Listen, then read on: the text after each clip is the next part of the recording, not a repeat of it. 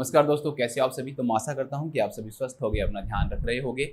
तो जैसे कि दोस्तों हमारा एंडोक्राइनोलॉजी जो है उसके जो क्वेश्चंस हैं वो चल रहे थे और मैं उम्मीद करता हूं कि आप लोगों को एंडोक्राइनोलॉजी में एक अलग मज़ा आ रहा होगा और लग रहा होगा कि एंडोक्राइनोलॉजी जो है सबसे अच्छा सिस्टम है जिसमें हमें एक भी क्लिनिकल मैनिफेस्टेशन को याद करने की ज़रूरत नहीं पड़ती है। क्यों? क्योंकि हर एक क्लिनिकल जो मैनिफेस्टेशन है दोस्तों वो डिपेंड करता है कंसेप्ट के ऊपर कि क्या हो रहा है। तो मैंने आपको पहले भी बताया है, पिछली क्लास में भी कहा था कि जो भी बच्चा नया है और अगर वो इस क्लास को देख रहा है तो मैं उसको ये बताना चाहूँगा कि आप प्लीज़ प्लीज़ प्लीज़ पहले जाकर आप जो पहली और जो दूसरी क्लास है एंडोक्राइनोलॉजी की उसे जाकर ज़रूर देखिए, तभी आपको ये अगली जो क्लास है वो समझ में आएगी। जैसे कि अभी की जो स्टार्टिंग के जो क्वेश्चन होंगे उसमें एडिसन डिजीज से रिलेटेड पूछेगा वो। अब मैंने पूरा एडिसन डिजीज के अंदर क्या होता है, क्या कंसेप्ट होता है, वो सब चीज़ें मैं प्रीवियस क्लास में अंदर बता चुका हूँ। अगर आप यहाँ से शुरू करोगे तो आपको लगेगा कि सर हमें तो समझ में ही नहीं आ रहा। आप कह रहे हो कि कंसेप्ट पे काम करता है और आप तो डायरेक्ट बताते जा रहे हो कि इसके अंदर ये हो रहा है और ये हो रहा है। इसलिए पहले जाकर आप उन क्लास को देखें, फिर उसके बाद में आप इस क्लास पे आएँ। तो बिना कोई टाइम वेस्ट किए हुए हम शुरू करते हैं हमारी क्लास। हमारे सामने पहला जो क्वेश्चन है दोस्तों वो है कि which is an important,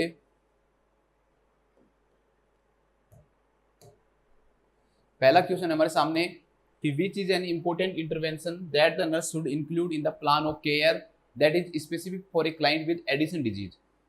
simple सी बात है कि आपके पास एक पेशेंट है दोस्तों, पेशेंट किस चीज़ का है? एडिसन डिजीज का पेशेंट है और उसकी नर्स क्या कर रही है? केयर कर रही है। तो आपको जब वो केयर कर रही है तो उस दौरान किस चीज़ को उसको इंक्लूड करना चाहिए? तो इनमें से कोई एक ऐसी चीज़ है दोस्तों जिसे इंक्लूड करना चाहिए किसमें? जब आप एडिसन डिजीज के पेशेंट की क्या करोगे? केयर करोगे।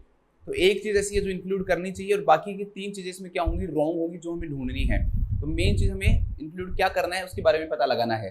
पहला जो ऑप्शन है दोस्तों क्या कर रहा है कि encouraging the client to exercise, कि आप क्लाइंट को ज़्यादा से ज़्यादा क्या करो दोस्तों? एनकरेज करो कि जो क्लाइंट है वो क्या करे?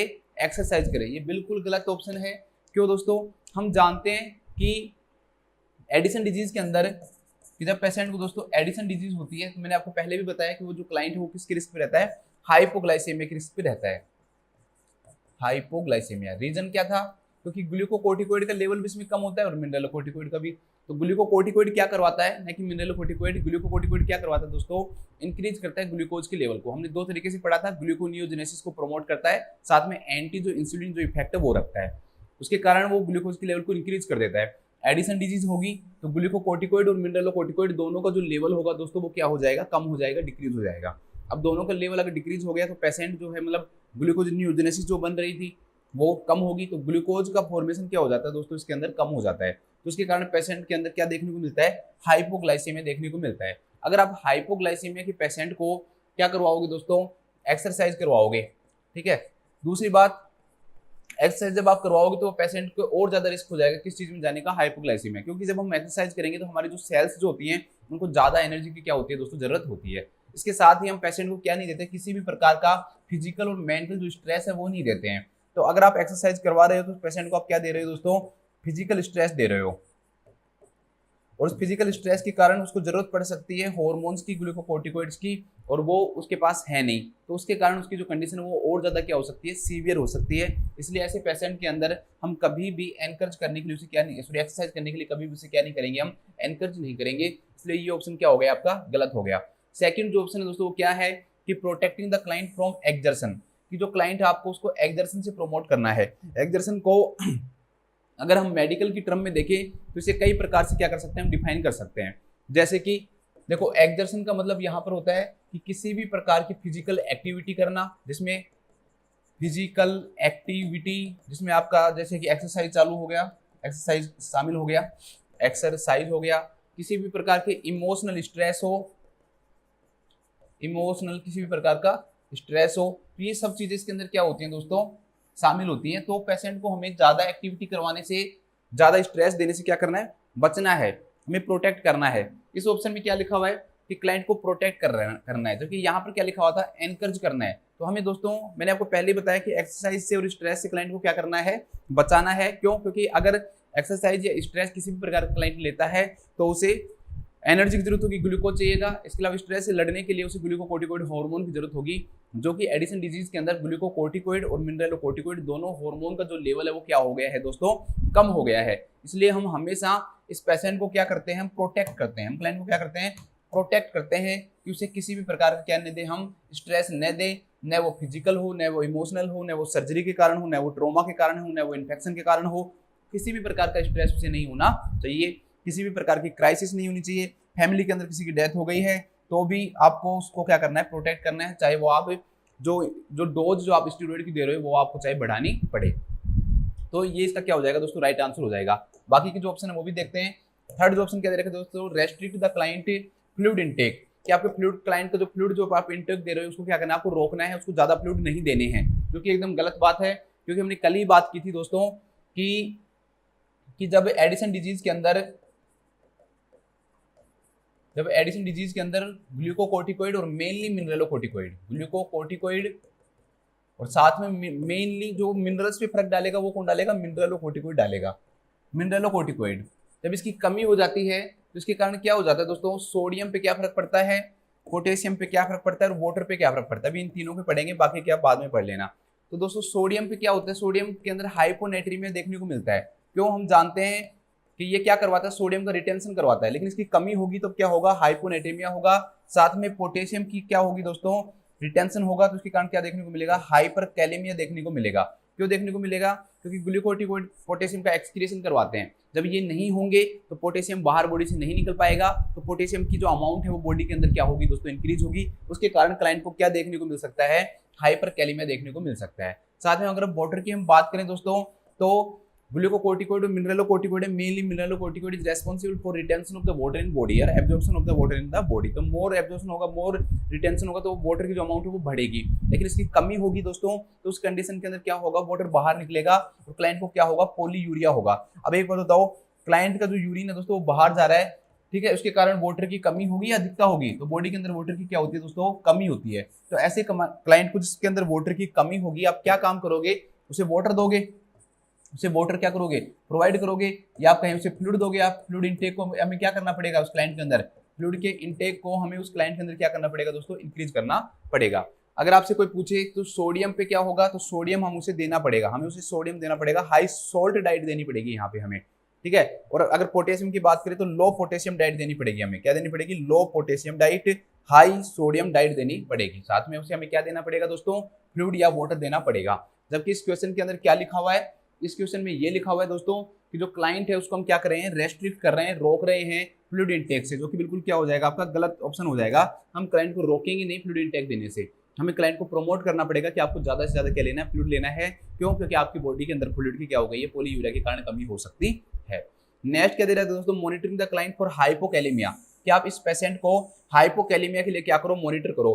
भाई एडिसन डिजीज के पेशेंट को क्या हो सकता है, हाइपोकैलेमिया हो सकता है। तो दोस्तों ये तो बिल्कुल गलत बात कह दी ना इसने। हाइपोकैलेमिया क्या होगा, अभी हमने देखा है कि पोटेशियम का जब कमी हो जाएगी मिनरलोकोर्टिकोइड की, तो ये पोटेशियम को क्या करवाएगा दोस्तों, रिटेन करवाएगा। इसके कारण क्लाइंट को हाइपोकैलेमिया नहीं होगा, क्लाइंट को क्या होगा दोस्तों, हाइपरकैलेमिया देखने को मिलेगा। इसलिए हम क्लाइंट को हाइपोकैलेमिया के लिए मॉनिटर नहीं करेंगे, हम क्लाइंट को हाइपरकैलेमिया के लिए मॉनिटर करेंगे।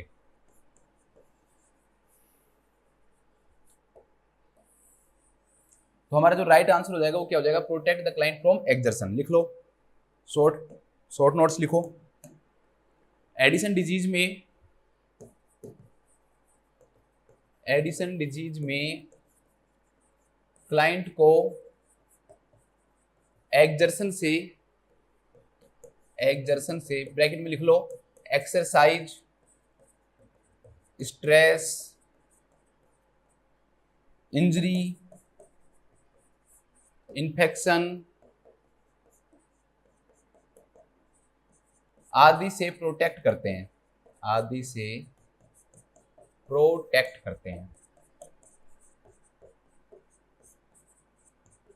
क्यों करते हैं, ओरिजिन मैंने आपको बता दिया, अच्छे से समझा दिया है।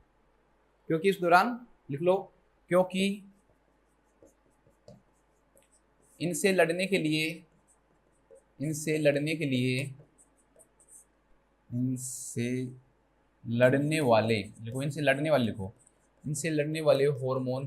हार्मोन ग्लूकोकोर्टिकोइड एंड मिनरलोकोर्टिकोइड की कमी होती है। ग्लूकोकोर्टिकोइड एंड मिनरलोकोर्टिकोइड की बॉडी में बॉडी में कमी होती है, कमी होती है, ठीक है। इससे लड़ने वाले जो हार्मोन है उनकी बॉडी के अंदर कमी होती है, न कि अधिकता होती है। चलो पहला क्वेश्चन खत्म हो गया हमारा। इसके बाद देखते हैं हम क्वेश्चन नंबर सेकंड। सेकंड जो क्वेश्चन वो क्या कह रहा है, पढ़ो। A health care provider writes orders addressing the needs of a client with Addison disease. एक हेल्थ केयर प्रोवाइडर, एक डॉक्टर है, उसने ऑर्डर लिखे हैं, किसके लिए लिखे हैं? उस क्लाइंट को क्या हो रहा है दोस्तों? एडिसन डिजीज हो रहा है। वॉट आउटकम्स, मतलब क्या रिजल्ट होंगे? डज द नर्स कंक्लूड, जो कि नर्स निष्कर्ष निकालेगी, is the main focus of the treatment for this client, कि भाई जिस भी क्लाइंट को अगर एडिसन डिजीज होगा तो जो मेन जो फोकस है दोस्तों वो किस चीज पे दिया जाएगा, इनमें से किस चीज के ऊपर क्या दिया जाएगा? मेन फोकस दिया जाएगा। जिस भी क्लाइंट को क्या होगा दोस्तों, जिस भी क्लाइंट को एडिसन डिजीज होगा तो मेन फोकस हम किस पे देंगे? भाई इनमें से क्या चीज देखने को मिलेगी? सिंपल सी बात ये कह रहा है कि एडिसन डिजीज में इनमें से क्या देखने को आपको मिलेगा। तो दोस्तों पहली जो चीज है वो क्या है? डिक्रीज इन इयोसिनोफिल्स, कि जो इयोसिनोफिल है वो क्या हो जाती है दोस्तों? कम हो जाती है। इसके अंदर इयोसिनोफिल क्या हो जाती है? कम हो जाती है एडिसन डिजीज के अंदर। तो इसके ऊपर हम फोकस करेंगे कि भाई हम इयोसिनोफिल को क्या करें दोस्तों? नॉर्मल करें। तो ये बिल्कुल यहाँ पर क्या है दोस्तों? गलत दे रखा है।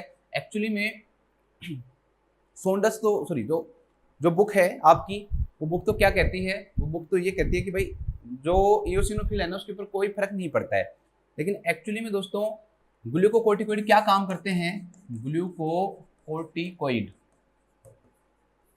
ग्लूकोकोर्टिकोइड ये काम करते हैं दोस्तों कि वो बेसोफिल्स को, इयोसिनोफिल्स को, इयोसिनोफिल्स और लिम्फोसाइट, इनको क्या करवाते हैं? कम करवाते हैं। बेसोफिल्स को, इयोसिनोफिल्स को और लिम्फोसाइट को क्या करवाते हैं दोस्तों? ये कम करवाते हैं। जबकि आरबीसी को, प्लेटलेट को, ये मैंने आपको बताया नहीं था वहां पे ना, एंड न्यूट्रोफिल्स को इनको क्या करते हैं दोस्तों? ये इंक्रीज करते हैं। जब ग्लूकोकोर्टिकोइड की कमी होगी तो उस कंडीशन के अंदर जो बेसोफिल्स है दोस्तों वो क्या होगा? इंक्रीज होगा, नहीं कि डिक्रीज होगा, ठीक है। इयोसिनोफिल्स भी क्या होगा? इंक्रीज होगा। और लिम्फोसाइट भी क्या होगा दोस्तों? इंक्रीज होगा। कमी होगी तो इंक्रीज होगा ना। काम क्या कर रहे हैं दोस्तों? ये कम करवाने का काम कर रहे हैं। अब इनकी खुद की कमी हो गई तो ये चीजें क्या हो जाएंगी? इंक्रीज हो जाएंगी। तो मेन इंक्रीज होता है इसके अंदर, ठीक है। या फिर आप ये मान लो कि नो चेंज। अगर आप ज्यादा दिमाग नहीं देना चाहो तो ये याद रख लो कि ब्लड के जो सेल्स हैं, जो डब्ल्यूबीसी, जिन पे कुछ ज्यादा फर्क नहीं पड़ता है, ठीक है। तो आप इनको याद रख सकते हो। तो डिक्रीज इन इयोसिनोफिल्स नहीं होता है, कोई चेंज नहीं होता है। या फिर आप चेंज लो तो कम की जगह बढ़ेगा ये। इसके बाद दोस्तों क्या? Increase in lymphocyte tissue. तो लिम्फोइड जो टिश्यूज हैं उनके ऊपर कोई फर्क नहीं पड़ता है। मैंने कहीं भी आपको बताया, तो कहीं भी लिम्फोइड टिश्यूज के ऊपर एडिसन डिजीज के अंदर फर्क नहीं पड़ता। तो हमारा जो गोल ऑफ ट्रीटमेंट इसके ऊपर हम फोकस करेंगे भी नहीं। अब दो दे रखे हैं, एक दे रखा है restoration of the electrolyte balance और दूसरे दे रखा है improvement of the carbohydrate metabolism, कि हम कार्बोहाइड्रेट का मेटाबॉलिज्म को इंप्रूव करेंगे और इलेक्ट्रोलाइट जो बैलेंस है दोस्तों उसको वापस से हम क्या लेके आएंगे? नॉर्मल लेके आएंगे। एक्चुअली में थोड़े थोड़े दोनों ही सही है ये। क्यों? कार्बोहाइड्रेट के मेटाबॉलिज्म में भी प्रॉब्लम हो रही है क्योंकि ग्लूकोकोर्टिकोइड ग्लूकोनियोजेनेसिस को क्या कर रहे थे? प्रोमोट कर रहे थे। ग्लूकोनियोजेनेसिस क्या कर रहे थे दोस्तों? प्रोमोट कर रहे थे। अब इनकी कमी हुई तो ग्लूकोनियोजेनेसिस हो नहीं रहा, तो पेशेंट के अंदर क्या हुआ? हाइपोग्लाइसेमिया हुआ। तो कार्बोहाइड्रेट का मेटाबॉलिज्म तो अल्टर हुआ ना। कार्बोहाइड्रेट का मेटाबॉलिज्म अगर नॉर्मल होता तो उस पेशेंट के अंदर कभी भी हाइपोग्लाइसेमिया देखने को मिलता ही नहीं, क्योंकि हाइपोग्लाइसेमिया तो उसी कंडीशन में तो देखने को मिलेगा ना जब कार्बोहाइड्रेट के मेटाबॉलिज्म में प्रॉब्लम होगी। अब मेटाबॉलिज्म ही होता है ग्लूकोनियोजेनेसिस, ठीक है। कार्बोहाइड्रेट का मेटाबॉलिज्म ही तो है ग्लूकोनियोजेनेसिस। अब ग्लूकोनियोजेनेसिस में क्या है? प्रॉब्लम है। तो ये ऑप्शन भी बिल्कुल सही है और ये ऑप्शन भी बिल्कुल सही है। अब आपको सर आंसर क्या देगा? तो भाई हमें आंसर मेन फोकस करना है। हमें किस चीज के ऊपर सबसे ज्यादा प्रायोरिटी दोगे आप? भाई कार्बोहाइड्रेट के मेटाबॉलिज्म पे पहले प्रायोरिटी दोगे या फिर इलेक्ट्रोलाइट बैलेंस के ऊपर फर्स्ट प्रायोरिटी दोगे? तो ध्यान रखना दोस्तों, हमेशा हम फर्स्ट जो प्रायोरिटी है ना वो किस पे देते हैं? इलेक्ट्रोलाइट बैलेंस पे देते हैं, क्योंकि इलेक्ट्रोलाइट जो बैलेंस है ना वो बहुत जल्दी अपना रिजल्ट निकालता है। मतलब बॉडी के अंदर जो डिजीज है वो बहुत जल्दी आ जाती है। नोरसेट की तरह है ये, एम्स इंस्टीट्यूट की तरह जल्दी से रिजल्ट निकाल देता है ये। तो जैसे बॉडी में इम्बैलेंस होगा ना तो बहुत सारे जो सिम्टम्स है उससे रिलेटेड क्या होने लग जाएंगे? आने लग जाएंगे। तो इसलिए पहली जो प्रायोरिटी है ना दोस्तों वो हमेशा हम किसको देंगे? इलेक्ट्रोलाइट बैलेंस को देंगे। इसलिए इस क्वेश्चन का जो राइट आंसर हो जाएगा दैट विल बी की restoration of the electrolyte balance. कि हमें इलेक्ट्रोलाइट जो बैलेंस है दोस्तों उसको हमें वापस से क्या लाना है? नॉर्मल लाना है। इलेक्ट्रोलाइट बैलेंस को हमें वापस से क्या लाना है दोस्तों? नॉर्मल लेके आना है। तभी उस क्लाइंट के अंदर क्या हो सकती है? तभी उस क्लाइंट की मेन जो प्रायोरिटी है दोस्तों वो क्या होगी, पूरी होगी कि हमें अब उसके अंदर इलेक्ट्रोलाइट इम्बैलेंस क्या क्या आते हैं, तो वो मैंने आपको सारा अच्छे से समझा रखा है कि ग्लूकोकोर्टिकोइड सोडियम का रिटेंशन करवाते हैं। अब इसकी कमी होगी तो सोडियम का रिटेंशन की जगह क्या होगा दोस्तों, एक्सक्रीशन होगा। तो उस कंडीशन के अंदर क्या देखने को मिलेगा, अभी हमने बात की है ना इन सबके बारे में। उस पेशेंट के अंदर हाइपोनेट्रीमिया, देखो यहाँ पर मिनरल्स बिगड़ रहे हैं, यहाँ पे बिगड़ रहे हैं। अब कैल्शियम में देखोगे तो कैल्शियम के अंदर भी हाइपर कैल्शियम में देखने को मिलेगा।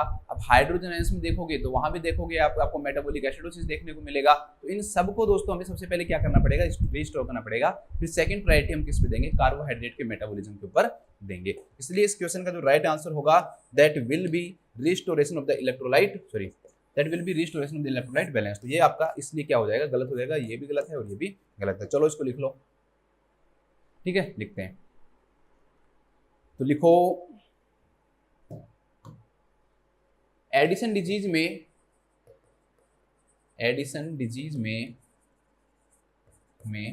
फर्स्ट प्रायोरिटी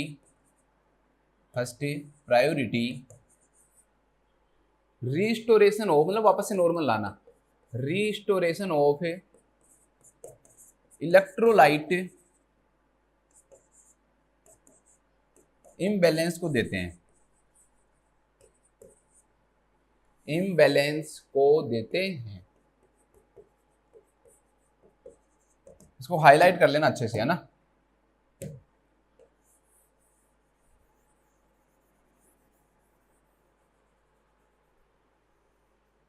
इस पे हम मेन फोकस करते हैं, ठीक है। सिंपल क्वेश्चन है, कुछ ज्यादा टफ नहीं है। नेक्स्ट क्वेश्चन देखते हैं। इसके बाद हमारे सामने नेक्स्ट क्वेश्चन है, बहुत अच्छा क्वेश्चन है, ये भी एडिसन डिजीज के ऊपर ही है कि a nurse is caring for a client with Addison disease. Glucocorticoid और मिनरलोकोर्टिकोइड दोनों का लेवल क्या हो गया दोस्तों, इसके अंदर कम हो गया है, ठीक है। विच इंफॉर्मेशन, ऐसी कौन सी इंफॉर्मेशन है, सूचना है, द नर्स इंक्लूड, जो कि नर्स इंक्लूड करती है इन ए टीचिंग प्लान के अंदर, मतलब पेशेंट को एडिसन डिजीज के बारे में वो पढ़ाना चाह रही है as a means of encouraging the client to modified dietary intake. मतलब वो क्लाइंट को, भाई सिंपल सी बात ये है कि आप एक एडिसन डिजीज का पेशेंट है और उसकी आप केयर कर रहे हो और आप उसको पढ़ाना है कि भाई आपकी डाइट में हम क्या करेंगे, चेंजेस करेंगे। तो हम आपकी डाइट में चेंज क्यों करेंगे, क्या रीजन है कि हमें आपकी डाइट के अंदर क्या करना पड़ रहा है दोस्तों, चेंज करना पड़ रहा है। तो वही उसको क्या करना है, बताना है।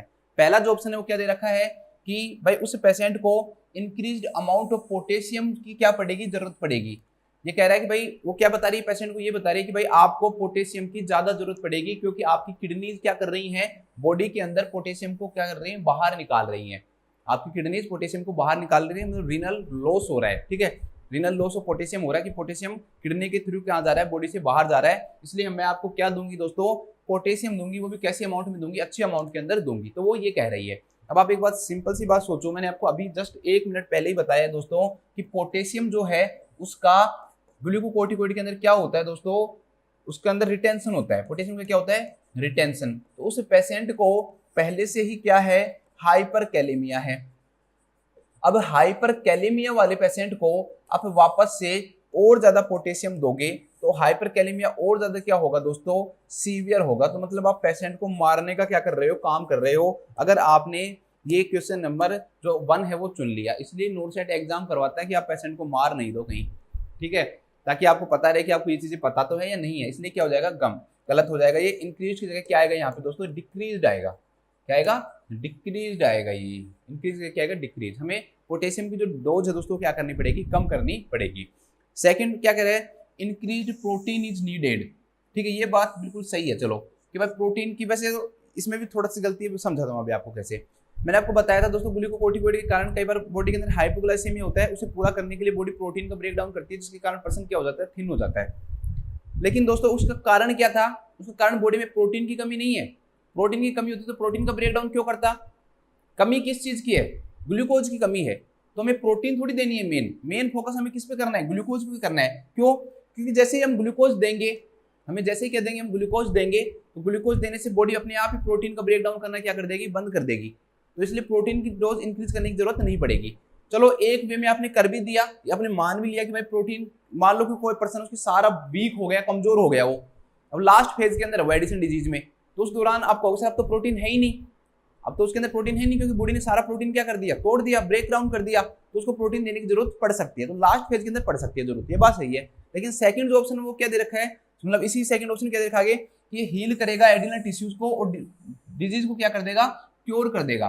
भाई आपकी डिजीज क्या हो जाएगी, इससे ठीक हो जाएगी और आपके जो टिश्यूज जो हैं जो डैमेज हो गए वो क्या हो जाते हैं, नॉर्मल हो जाते हैं। अब हमने जो भी इसके प्राइमरी और सेकेंडरी कोजेस पढ़े ना, सबके अंदर आप ज्यादातर कोजेस में देखो क्या हो रहा है, हाइपोट्रोफी हो रहा है। और अगर किसी भी सेल के अंदर हाइपोट्रोफी हो गया, चाहे वो पिट्यूटरी हाइपोट्रोफी हो, चाहे वो एड्रिनल हाइपोट्रोफी हो या एड्रिनल हाइपोट्रोफी कॉन्जेनाइटल जो डिसऑर्डर है जो न्यूबॉर्न के अंदर शुरू से ही एड्रिनल जो ग्लैंड को स्मॉल पाई जाती है वो हो, उस सब के अंदर हाइपोट्रोफी के अंदर अगर आप प्रोटीन भी दोगे ना तो ऐसे तो है नहीं कि वो सेल एड्रिनल ग्लैंड के जो सेल्स हैं उनको खाएंगे और क्या हो जाएंगी, मोटी हो जाएंगी।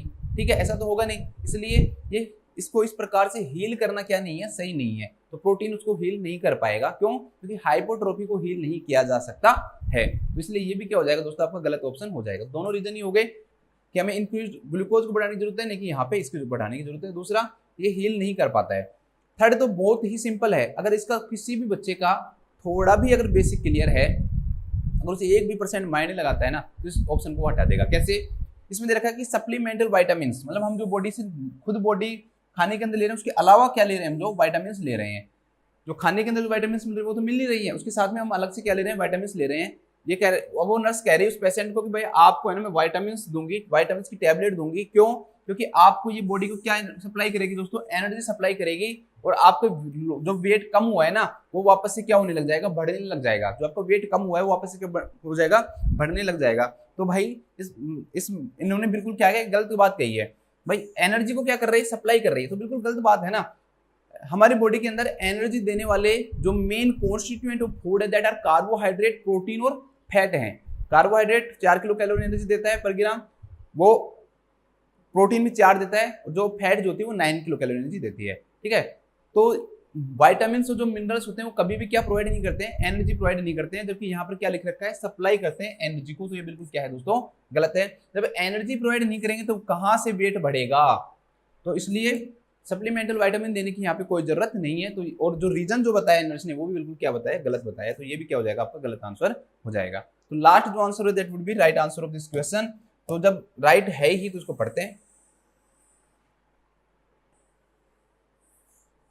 चलो बात करो, पहला जो इसमें अंदर लाइन दे रखी है, एक्स्ट्रा सोल्ट इज नीडेड। उस पेशेंट को ज्यादा सोल्ट की क्या पड़ेगी दोस्तों, जरूरत पड़ेगी। उस पेशेंट को ज्यादा सोल्ट की क्या पड़ेगी, जरूरत पड़ेगी। तो पहली लाइन को पहले पोस्टमार्टम करते हैं, क्या होता है इसमें। मैंने आपको बताया था अभी कि इस पेशेंट के अंदर क्या होता है, सोडियम की कमी हो जाती है, जिसके कारण उस पेशेंट को क्या देखने को मिलता है, हाइपोनेट्रीमिया देखने को मिलता है। एक चीज और बताई थी, सोडियम की कमी होती है तो पेशेंट को साल्ट क्रेविंग होती है, उसको मन करता है कि मैं और ज्यादा क्या खाऊं, साल्ट खाऊं, नमक खाऊं। तो सॉल्ट क्रेविंग भी पाई जाती है। क्यों? क्योंकि पेशेंट को क्या है, हाइपोनेट्रीमिया है। तो हाइपोनेट्रीमिया तो पेशेंट को आप क्या दोगे दोस्तों, सोडियम दोगे, क्योंकि हाइपोनेट्रीमिया में सोडियम की कमी हो रही है। सोडियम अगर 135 मिली इक्विवेलेंट पर लीटर से क्या हो जाता है, कम हो जाता है, तो उसे हम किस नाम से जानते हैं दोस्तों, हाइपोनेट्रीमिया के नाम से जानते हैं। तो उस पेशेंट को सोडियम या सोडियम मान लो, सोल्ट मान लो या NaCl देने की क्या है दोस्तों, हमें जरूरत है। तो यहाँ पर पहली लाइन क्या लिखी है कि एक्स्ट्रा सोल्ट इज नीडेड। बिल्कुल सही बात कही है कि उस पेशेंट के अंदर हाइपोनेट्रीमिया है, इसे हमें और ज्यादा सोल्ट देने की उसे हमें क्या है दोस्तों, जरूरत है। लेकिन अगला सेंटेंस पढ़ो, to replace the amount of being lost. क्यों? क्योंकि ये हमें वापस से रिप्लेस करना पड़ रहा है, मतलब हमें वापस से देना पड़ रहा है सोडियम या सोल्ट या NaCl। क्यों देना पड़ रहा है? क्योंकि due to lack of sufficient aldosterone to conserve sodium. क्योंकि हमारी बॉडी के अंदर मैंने कहा था कि ग्लूकोकोर्टिकोइड और मिनरलोकोर्टिकोइड की क्या हो रही है दोस्तों, कमी हो रही है। और जब मिनरलोकोर्टिकोइड की ही कमी हो गई तो मिनरलोकोर्टिकोइड क्या काम करता है दोस्तों, सोडियम का रिटेंशन करवाता है या वाटर का रिटेंशन करवाता है। सोडियम रिटेंशन एंड वाटर का क्या करवा रहा है दोस्तों, रिटेंशन करवा रहा है। अब आप एक बात बताओ, जब जो पर्सन इसको रोक रहा है, ठीक है, कोई आदमी है वो किसी को खाना खिलाता है, अब उसके पास खुद के पास ही खाना नहीं है तो कहाँ से खाना खिलाएगा। तो मिनरलोकोर्टिकोइड्स क्या काम करते हैं, सोडियम का रिटेंशन करवाते हैं। यहाँ पर ये खुद ही कम हो गई तो जो सोडियम का रिटेंशन है वो नहीं होगा, तो सोडियम की क्या होगी दोस्तों, उसके कारण कमी होगी। तो मिनरलोकोर्टिकोइड की कमी के कारण सोडियम की कमी होती है, और सोडियम की कमी को पूरा करने के लिए हम उस पेशेंट को क्या देते हैं दोस्तों, एक्स्ट्रा सोल्ट देते हैं। इसलिए इस क्वेश्चन इन चारों ऑप्शन के अंदर सबसे बेस्ट जो ऑप्शन है वो यही है कि उस पेशेंट को और सोल्ट देने की जरूरत होती है। क्यों? क्योंकि जो सोडियम है वो क्या हुआ है दोस्तों, बॉडी से बाहर निकला है, एक्सक्रीट हुआ है, मतलब सोडियम का क्या हुआ था, लॉस हुआ था। उसका रीजन क्या था, क्योंकि एक सफिशिएंट अमाउंट के अंदर हमको क्या नहीं मिला था, एल्डोस्टेरोन नहीं मिल रहा था। मिनरलोकोर्टिकोइड का एग्जांपल क्या है, एल्डोस्टेरोन और 11 डीऑक्सीकोर्टिकोस्टेरोन, दो यही तो होते हैं। ये क्या करते हैं दोस्तों, सोडियम को कंजर्व करने का काम करते हैं, लेकिन इनकी खुद की कमी के कारण क्या हो गया है, सोडियम की कमी हो गई है, जिससे हमें पेशेंट को क्या देना पड़ रहा है दोस्तों, और ज्यादा सोल्ट देना पड़ रहा है, एक्स्ट्रा जो सोल्ट है दोस्तों वो हमें पेशेंट को देना पड़ रहा है। तो इसलिए इस क्वेश्चन का राइट आंसर हो जाएगा फोर्थ। तो लिखो एडिसन डिजीज के पेशेंट को, एडिसन डिजीज के पेशेंट में ऐसे लिखो, पेशेंट में हाइपोनेट्रीमिया एंड हाइपरकैलेमिया देखने को मिलता है, हाइपरकैलेमिया देखने को मिलता है। आगे एरे लगा के डाइट लिख लो बस, कौन सी डाइट दोगे उसके अंदर। अब तो उसके अंदर हम एक्स्ट्रा सॉल्ट या फिर हाई सॉल्ट भी लिखा हो सकता है, एंड लो पोटेशियम डाइट। भाई पोटेशियम तो कम ही देंगे ना, क्योंकि पहले से उसको क्या है, हाइपरकैलेमिया है, अगर आपने और पोटेशियम दे दिया तो और बढ़ जाएगा। तो इसलिए इसको हम अंदर क्या देंगे, उसको एक्स्ट्रा सोल्ट देंगे, और जो पोटेशियम है वो क्या देंगे दोस्तों, कम देंगे, उसको कम करेंगे हम। ठीक है, तो ये इसका राइट आंसर हो जाएगा। चलो नेक्स्ट क्वेश्चन देखते हैं।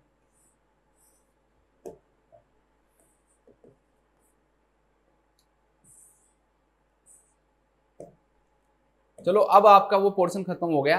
जो एडिसन डिजीज है उससे रिलेटेड बहुत सारे क्वेश्चन कर लिए, क्यूसिंग सिंड्रोम है उससे रिलेटेड भी हमने बहुत क्वेश्चन कर लिए। अब एक बहुत बड़ी डिजीज आ गई है, डायबिटीज मेलाइटस।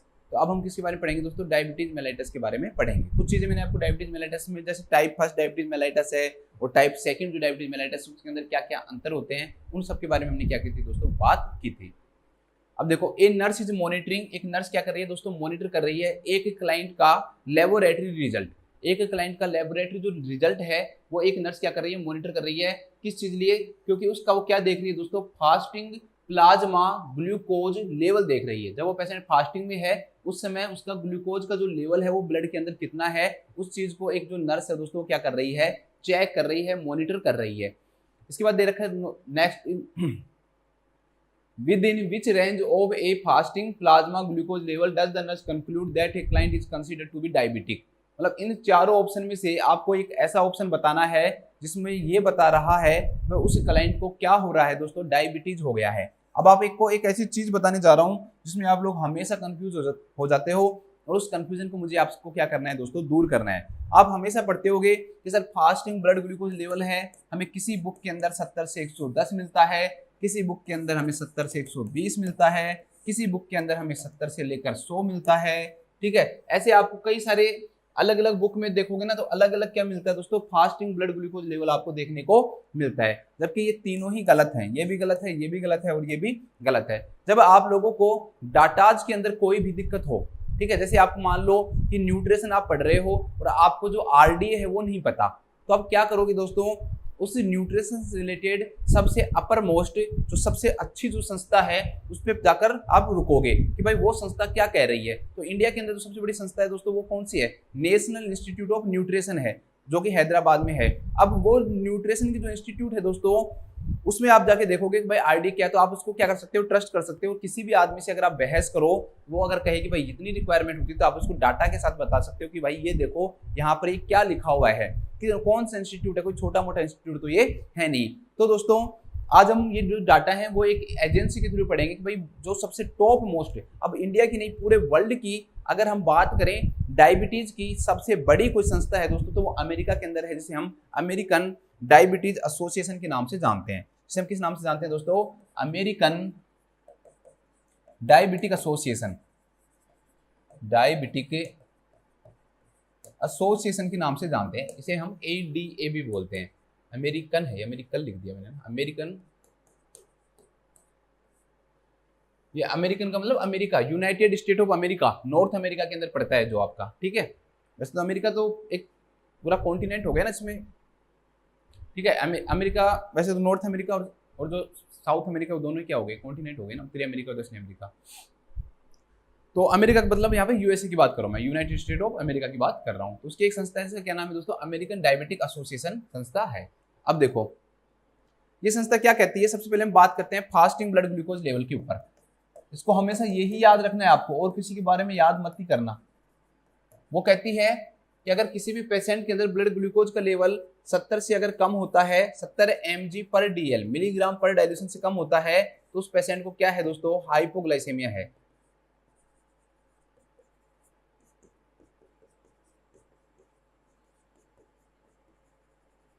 अगर अब किसी भी पेशेंट को दोस्तों ब्लड ग्लूकोज लेवल 70 से लेकर और अगर 99 आता है, एक चीज बताना चाहता हूं, एक सेकेंड, वो मैंने मिटा दिया क्या, यहां मैंने 70 से 100 लिख रखा है, तो ये भी क्या है दोस्तों, गलत है, ध्यान रखना। 70 से 100 भी क्या है, गलत है। 70 से 99 आएगा, एक का भी फर्क पड़ रहा है यहाँ ना, ये भी ध्यान रखना है आपको। तो अगर किसी भी पेशेंट का ब्लड ग्लूकोज लेवल अगर 70 से लेकर 99 तक आता है, तो वो पेशेंट क्या कहलाएगा दोस्तों, नॉर्मल कहलाएगा। फास्टिंग का मतलब होता क्या है कि कम से कम जो पेशेंट है दोस्तों, उसने 8 घंटे तक कुछ भी नहीं खाया हो, लेकिन आपसे पूछे क्या वो पानी पी सकता है, हाँ पानी पी सकता है, पानी पी सकता है, विटामिन भी ले सकता है और मिनरल्स भी ले सकता है। क्यों? क्योंकि इनके अंदर कोई भी ग्लूकोज नहीं होता, कोई भी एनर्जी नहीं होती है, तो इनको लेने से जो ग्लूकोज का जो लेवल है दोस्तों, उसके ऊपर कोई फर्क नहीं पड़ने वाला है।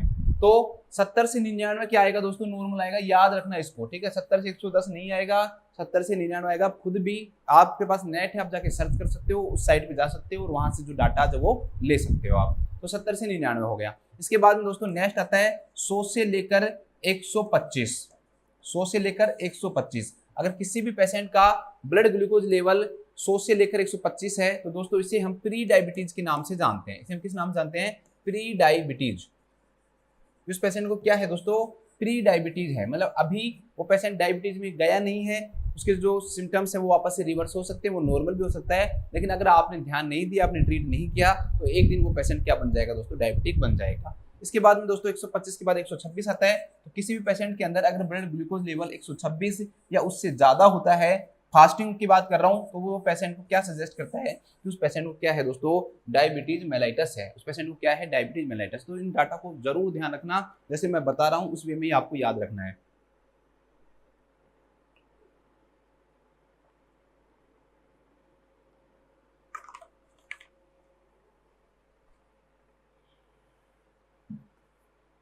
इसके बाद हम दूसरा भी और भी बता देता हूं कि क्या क्या टेस्ट होते हैं, सारे की बात करते हैं। दूसरा जो टेस्ट होता है दोस्तों, that is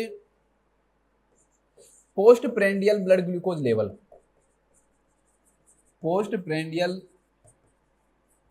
blood glucose level, इसमें हम पेशेंट को क्या करते हैं, 75 ग्राम ग्लूकोज देते हैं। कई बार डायरेक्ट भी कर लेते हैं, जो कि सही नहीं है, भाई खाना खाया हो आप फिर करवा लो, ठीक है। लेकिन एक्चुअली में अगर हम अच्छे तरीके से करेंगे इस टेस्ट को, तो उसे करने के लिए हमें पेशेंट को 75 ग्राम ग्लूकोज देंगे इन 300 ml वाटर।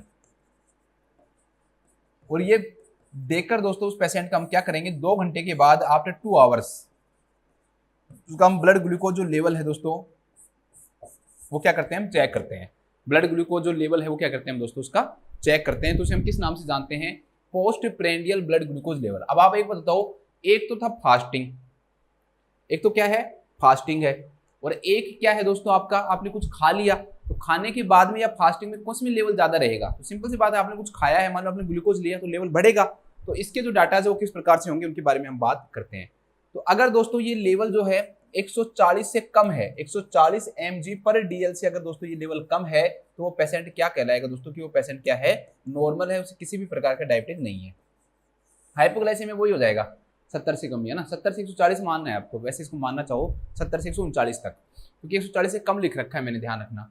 अगर किसी भी पेशेंट का लेवल 104, शुगर का लेवल 140 से लेकर और अगर 199 mg/dl तक रहता है दोस्तों, तो इसे हम किस नाम से जानते हैं, इसे हम प्री डायबिटीज या फिर ग्लूकोज इनटॉलरेंस के नाम से भी जानते हैं। प्री डायबिटीज या फिर इसे हम ग्लूकोज इनटॉलरेंस,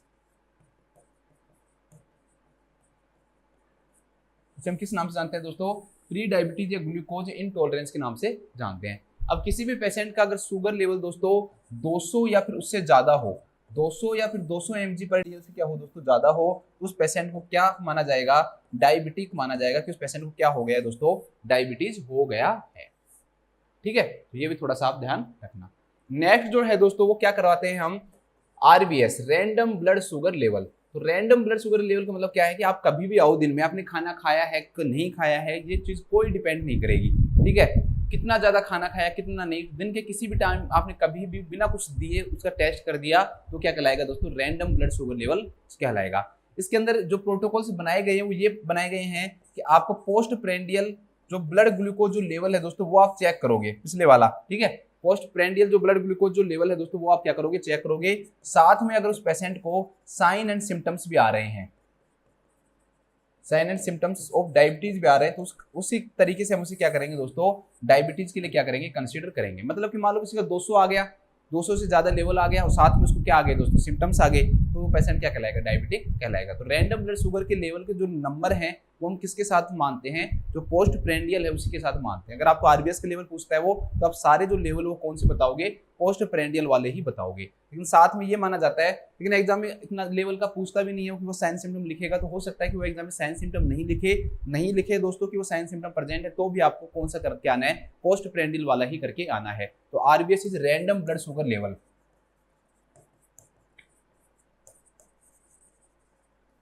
इसके बाद में नेक्स्ट जो टेस्ट है दोस्तों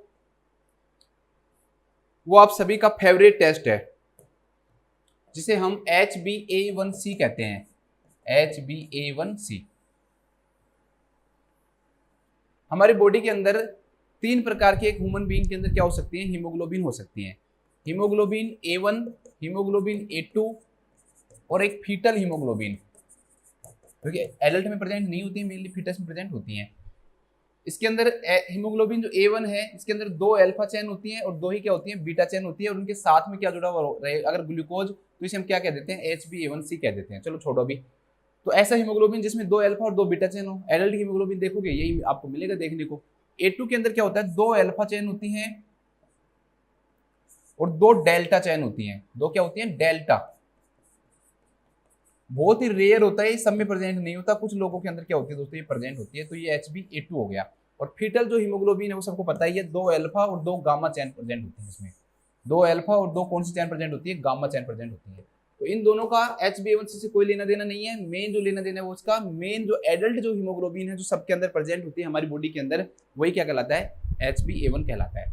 अब इस हीमोग्लोबिन के साथ में दोस्तों अगर इस HB के साथ में अगर क्या जुड़ जाए, ग्लूकोज का मॉलिक्यूल जुड़ जाए, तो उसे हम किस नाम से जानते हैं, HbA1c के नाम से जानते हैं। इसे हम और किस नाम से जानते हैं, दिस इज HbA1c, ठीक है। इसे हम और किस नाम से जानते हैं, ग्लाइकेटेड हीमोग्लोबिन के नाम से भी जानते हैं, HbA1c। इसे हम ग्लाइकेटेड हीमोग्लोबिन के नाम से भी जानते हैं, ग्लाइकेटेड हीमोग्लोबिन।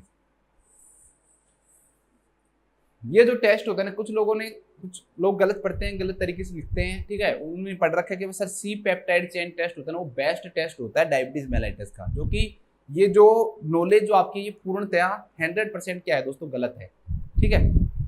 अगर आपसे पूछे दोस्तों कि best test for diabetes mellitus, best test for diabetes mellitus, या पूछे investigation of choice for diabetes mellitus, या आपसे पूछे कि दोस्तों special marker for diabetes mellitus, special marker for diabetes mellitus, या पूछे best test for assessment of severity of diabetes mellitus, for assessment of severity of diabetes mellitus, या पूछे दोस्तों बेस्ट टेस्ट फॉर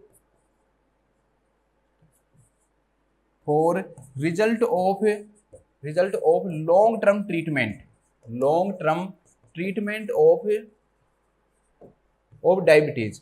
मतलब आपने डायबिटीज का ट्रीटमेंट दिया और वो ट्रीटमेंट काम कर रहा है या नहीं कर रहा है, सबके लिए बेस्ट टेस्ट भी यही है, इन्वेस्टिगेशन ऑफ चॉइस भी यही है। मतलब मेनली इसी से रिलेटेड है, ये स्पेशल मार्कर कहलाएगा।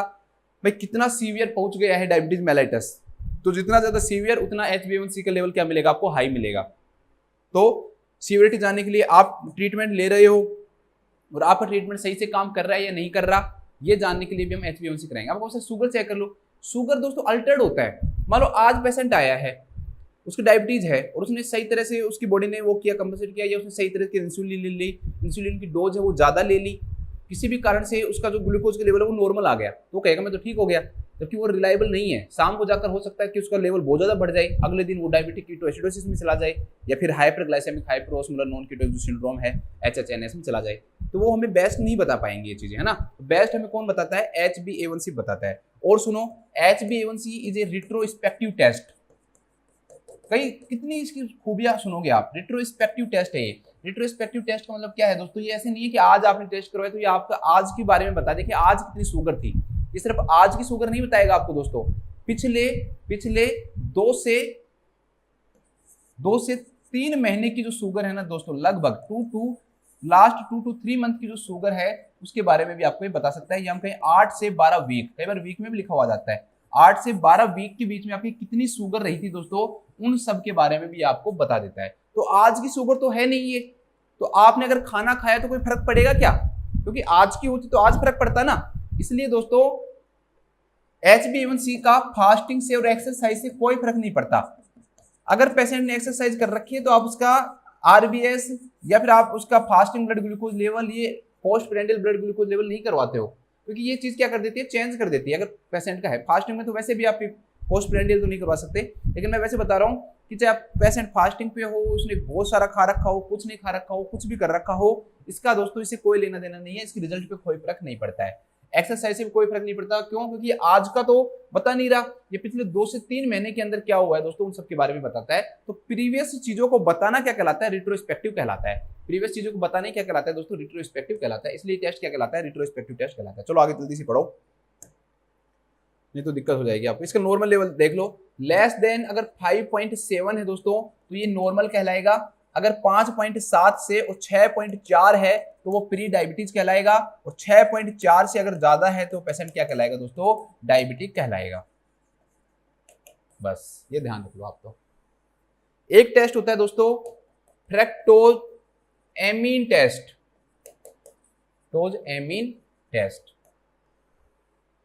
या इसे हम ग्लाइकेटेड एल्ब्यूमिन या प्रोटीन टेस्ट भी कहते हैं, ग्लाइकेटेड एल्ब्यूमिन या प्रोटीन टेस्ट भी कहते हैं। ये प्रीवियस 2 से 3 वीक के रिजल्ट के बारे में बताता है, 2 to 3 वीक के। और ये डायबिटीज, जो ब्रोंज डायबिटीज मेलाइटस है, ब्रोंज डायबिटीज मेलाइटस है, उसकी असेसमेंट करने के लिए बेस्ट टेस्ट है ये।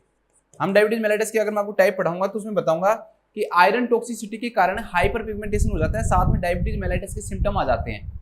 तो हाइपर पिगमेंटेशन के कारण हम उसे किस नाम से जानते हैं दोस्तों, ब्रोंज डायबिटीज मेलाइटस के नाम से जानते हैं। हम किस नाम जानते हैं, ब्रोंज डायबिटीज मेलाइटस के नाम से हम इसे जानते हैं। तो लास्ट 2 से 3 वीक का क्या हीमोग्लोबिन रहा था उसके बारे में भी ये बताता है। साथ में ये बेस्ट टेस्ट है किसके लिए, ये जानने के लिए कि उस पेशेंट को ब्रोंज डायबिटीज मेलाइटस तो नहीं है। ठीक है, तो ये टेस्ट भी ध्यान रख लेना थोड़ा सा, फ्रैक्टोजेमिन या ग्लाइकेटेड एल्ब्यूमिन प्रोटीन टेस्ट। फिर आपका लास्ट जो टेस्ट आता है C chain peptide test, chain peptide test. Actually में दोस्तों इंसुलिन भी है ना, MI के फोन की तरह है, डायरेक्टली लॉन्च नहीं होता, पहले प्री प्रो इंसुलिन बनेगा। बॉडी डायरेक्टली इंसुलिन नहीं बनाती है कि सीधा इंसुलिन ही बना रही है, बीटा सेल्स जो होती हैं वो पहले प्री प्रो इंसुलिन बनाएंगी। ये प्री प्रो इंसुलिन आगे चेंज होगा किसमें, प्रो इंसुलिन में, प्रो इंसुलिन। और ये प्रो इंसुलिन जो है ना दोस्तों, ये चेंज होगा इंसुलिन प्लस सी पेप्टाइड में, insulin plus C peptide chain, C peptide जो चेन है उसमें टूटेगा। अब आप मुझे एक बात बताओ कि अगर बॉडी के अंदर दोस्तों इंसुलिन ज्यादा है तो, इंसुलिन ज्यादा है तो, क्योंकि दोनों चीजें बना रहा है ना प्रो इंसुलिन, तो इंसुलिन ज्यादा है तो पेप्टाइड चेन भी क्या मिलेगी, ज्यादा मिलेगी। अगर इंसुलिन कम है दोस्तों तो ये भी क्या मिलेगा आपको, कम मिलेगा। ये भी आपको क्या मिलेगा दोस्तों, कम मिलेगा। इसलिए ये टेस्ट आपको बता देगा कि भाई बॉडी के अंदर इंसुलिन की मात्रा कितनी है, हमें सी पेप्टाइड चेन के द्वारा ये पता लग जाएगा।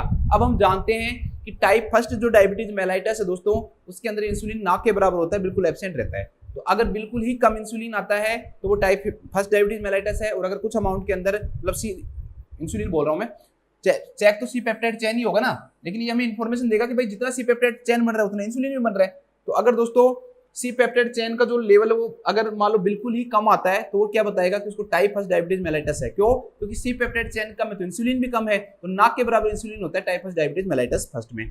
सेकंड जो है दोस्तों उसके अंदर थोड़ा सा अमाउंट में प्रेजेंट होता है, तो इसलिए वहां पर आपको कुछ अमाउंट के अंदर क्या मिलेगा, इंसुलिन मिलेगा। तो वहां पर थोड़ा सा सी पेप्टाइड चेन का लेवल क्या मिलेगा दोस्तों, आपको मैक्सिमम मिलेगा। इससे क्या निष्कर्ष निकलता है, इससे ये निष्कर्ष निकलता है कि अगर हमें टाइप फर्स्ट और टाइप सेकंड जो है उसको डिफरेंशिएट करना है तो उस पेशेंट के अंदर हम कौन सा टेस्ट करवाएंगे, सी चेन पेप्टाइड टेस्ट करवाएंगे।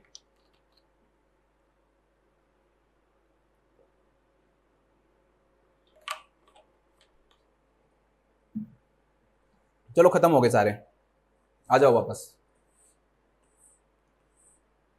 ये इंपॉर्टेंट थे इसे मैंने सारे बताए आपको। अब इस क्वेश्चन में पेशेंट को डायबिटिक बताना है। अगर किसी भी पेशेंट का 40 से 60 लेवल आ रहा है तो ये दिखा रहा है कि वो पेशेंट किसके अंदर गया, हाइपोग्लाइसेमिया में गया, तो पेशेंट हाइपोग्लाइसेमिया में है। अगर 82 अगर 99 तक आ रहा है, ठीक है, लगभग मैंने आपको बताया 70 से ऊपर आ रहा है और 80 to 19 आ रहा है, तो पेशेंट क्या है दोस्तों, नॉर्मल है। फास्टिंग देख रहे हैं, ये भी ध्यान रखना, कहीं आप सोच रहे हैं सर 140 वाला है क्या है ये, तो नॉर्मल है। अगर किसी भी पेशेंट का लेवल 100 से और 125 आ रहा है दोस्तों, तो वो किसको दिखा रहा है, प्री डायबिटिक को दिखा रहा है। और 126 से उससे ज्यादा है, अभी 140 क्यों लिखा इसने, 145 भी हो सकता है, 150 भी हो सकता है, 200 भी हो सकता है, कुछ कंफ्यूज करने के लिए, ताकि आप पोस्ट प्रेंडियल में उसमें क्या हो जाओ दोस्तों, कंफ्यूज हो जाओ। तो 126 से या उससे ज्यादा है ना, तो हमेशा उस पेशेंट को क्या मिलेगा दोस्तों, फास्टिंग में डायबिटीज मेलाइटस मिलेगा। और हमें यही मानना है कि उस पेशेंट को डायबिटिक है या नहीं है। तो 126 और 140 जो है दोस्तों, वो क्या कहलाएगा, वो डायबिटिक कहलाएगा। लिख लो, लिखो लिखो, डायबिटीज मेलाइटस में ऐसे में लिखो, ऐसे लिखो, फास्टिंग ब्लड ग्लूकोज लेवल, बस ये लिख लो सिर्फ, फास्टिंग ब्लड ग्लूकोज लेवल, इसमें लिख लो 70 से 99 नॉर्मल, 100 से 125 प्री डायबिटिक और 126 और उससे ज्यादा डायबिटिक। बस इसके शॉर्ट नोट्स में इतना ही डाल लो, बस कुछ नहीं, इसमें सेंटेंस लिखने की कोई जरूरत नहीं है ना, सीधा बस ये डाल लो, काम चल जाएगा आपका।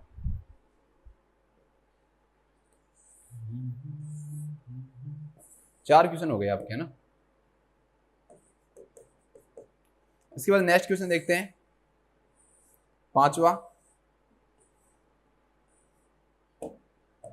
जो क्वेश्चन वो क्या है दोस्तों, कि which nursing intervention is the priority. पहले चीज देखना, प्रायोरिटी है इसमें, when a client is first admitted with hyperglycemic hyperosmolar non ketotic syndrome.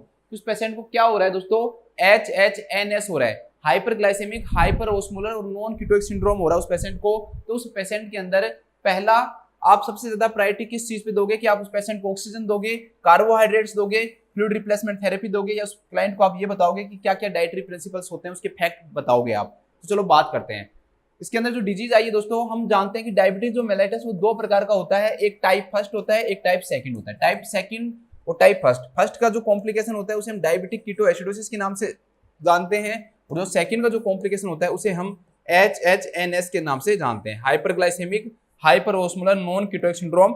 आजकल इसे शॉर्ट में HHS भी लिखने लग गए हैं ओनली, तो भी उसका मतलब भी वही आएगा, ठीक है, HHNS ही आएगा। अब देखो HHNS खुद ही बता रहा है ये, H सब कुछ बता देगा हमें कुछ नहीं पढ़ना। H मतलब दोस्तों हाइपरग्लाइसेमिक,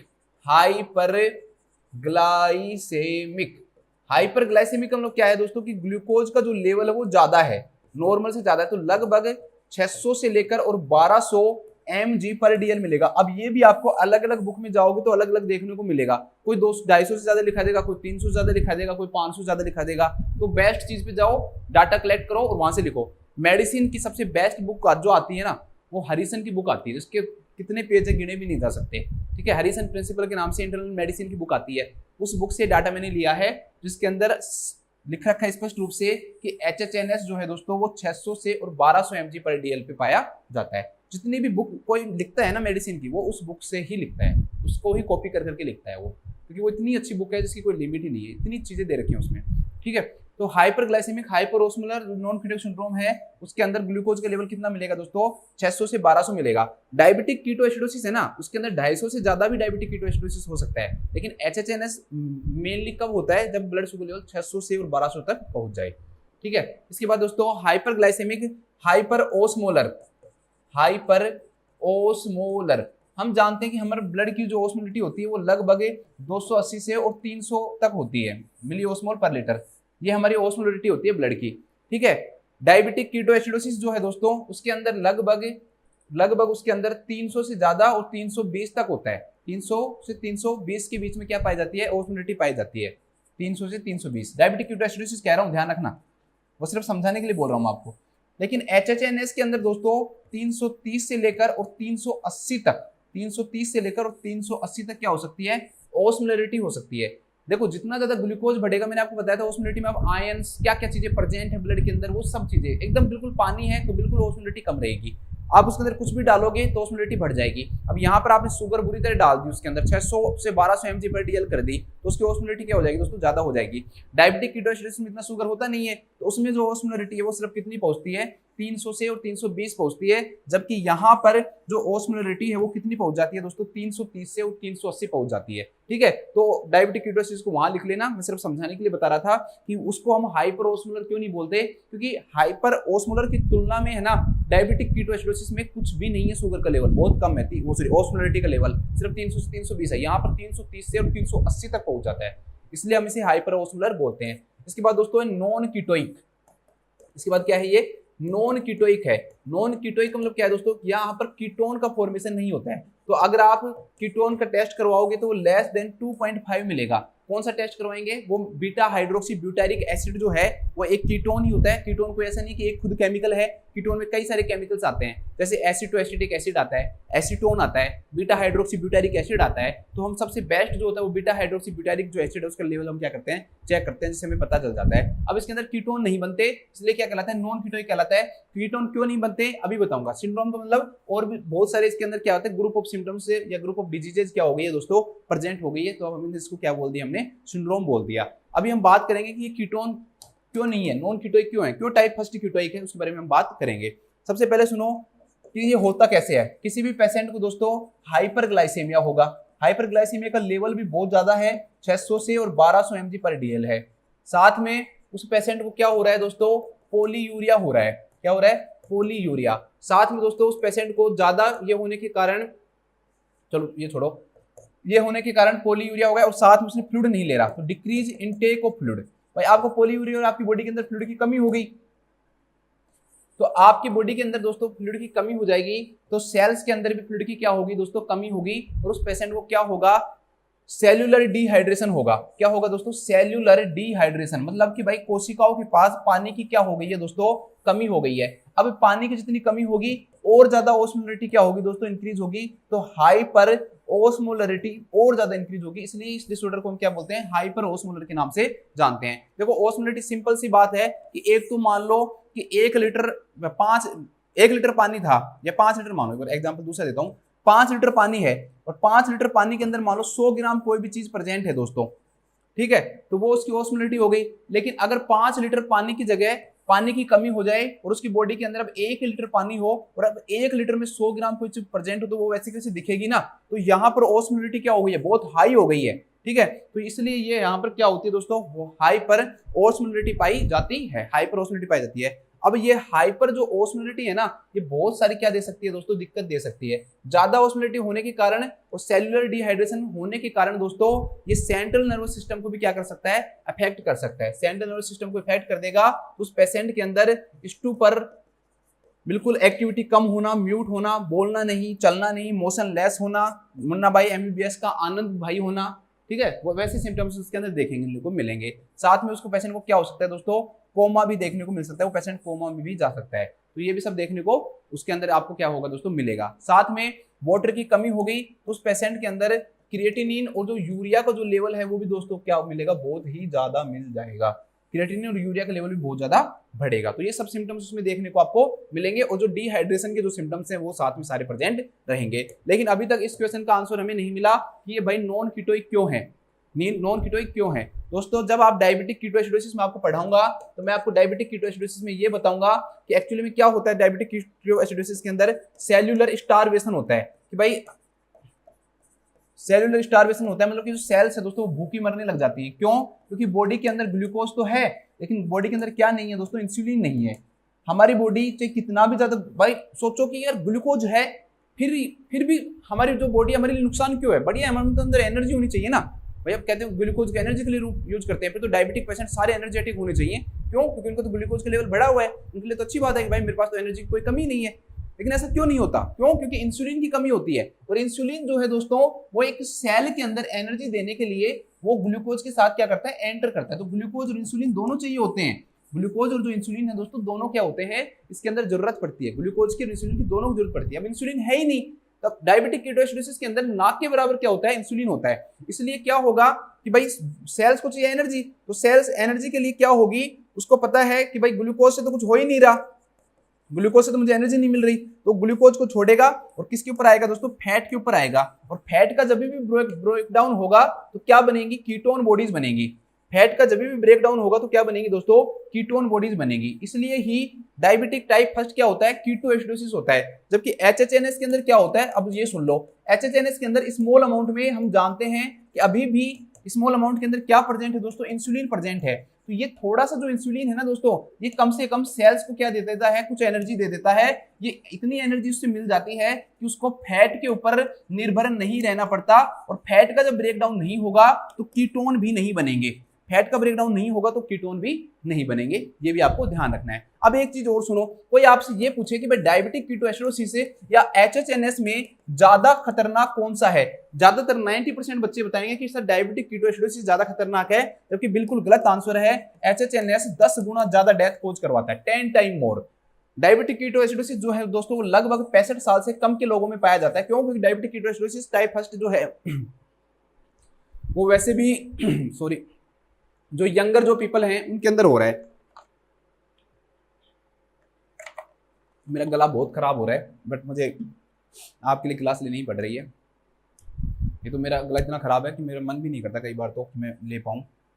चलो बात करते हैं, ये 65 साल से ज्यादा लोगों के अंदर क्या होता है दोस्तों, प्रेजेंट होता है। ठीक है, 65 साल के। डायबिटिक कीटोएसिडोसिस में नाम भी एसिडोसिस है, तो यहाँ पर एसिडोसिस देखने को मिलती है, यहाँ पर एसिडोसिस पे कोई फर्क नहीं पड़ता है। यहाँ पर जो पोटेशियम है दोस्तों उसके लेवल में चेंजेस आते हैं, यहाँ पर पोटेशियम के लेवल में भी कोई चेंजेस नहीं आते हैं। तो ये कई सारी चीजें हैं जिनको आप समझ सकते हो। अब हम वापस से लौट कर आते हैं कि इसका मैनेजमेंट कैसे करेंगे। हमने सब चीजें पढ़ ली, लेकिन हमारा जो क्वेश्चन है वो किसके ऊपर है दोस्तों, एचएचएनएस के ऊपर है। अभी मैंने आपको बताया कि हमारी बॉडी है दोस्तों, एचएचएनएस के अंदर क्या हो रहा है, सेल्यूलर डिहाइड्रेशन हो रहा है।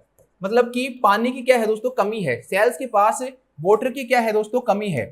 स्टारवेशन नहीं बोला मैंने, स्टारवेशन टाइप फर्स्ट में हो रहा है। अब ये सोचो, वैसे तो वहां भी फ्लूइड ही होता है, बट मैं आपको सिर्फ एक एग्जांपल के रूप में बता रहा हूं कि सेल्स क्या है दोस्तों, डिहाइड्रेटेड है। ठीक है, सेल्स क्या है, डिहाइड्रेटेड है, सेल्स के पास पानी नहीं है। आपने पहले आपको बीमारी थी और आपने फिर भी पानी नहीं लिया तो ये दिक्कत और बढ़ गई। अब पानी नहीं है और अगर आप उस पेशेंट को दोस्तों मान लो इंसुलिन दे रहे हो, तो इंसुलिन को जाने के लिए क्या चाहिए दोस्तों, एक तो ब्लड चाहिए। भाई ब्लड के द्वारा तो वहां तक पहुंचेगा ना, सेल्स तक पहुंचेगा। ठीक है, ये वाटर चाहिए।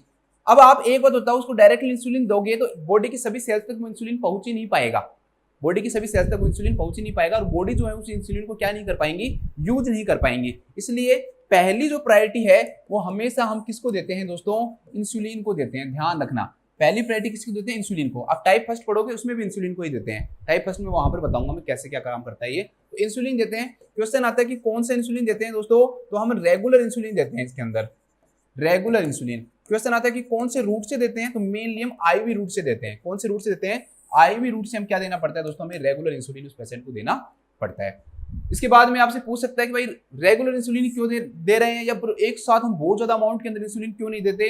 रेगुलर जो इंसुलिन है इसकी जो अमाउंट जो होती है तो कितनी अमाउंट, 0.05 इंटरनेशनल यूनिट पर केजी पर आवर।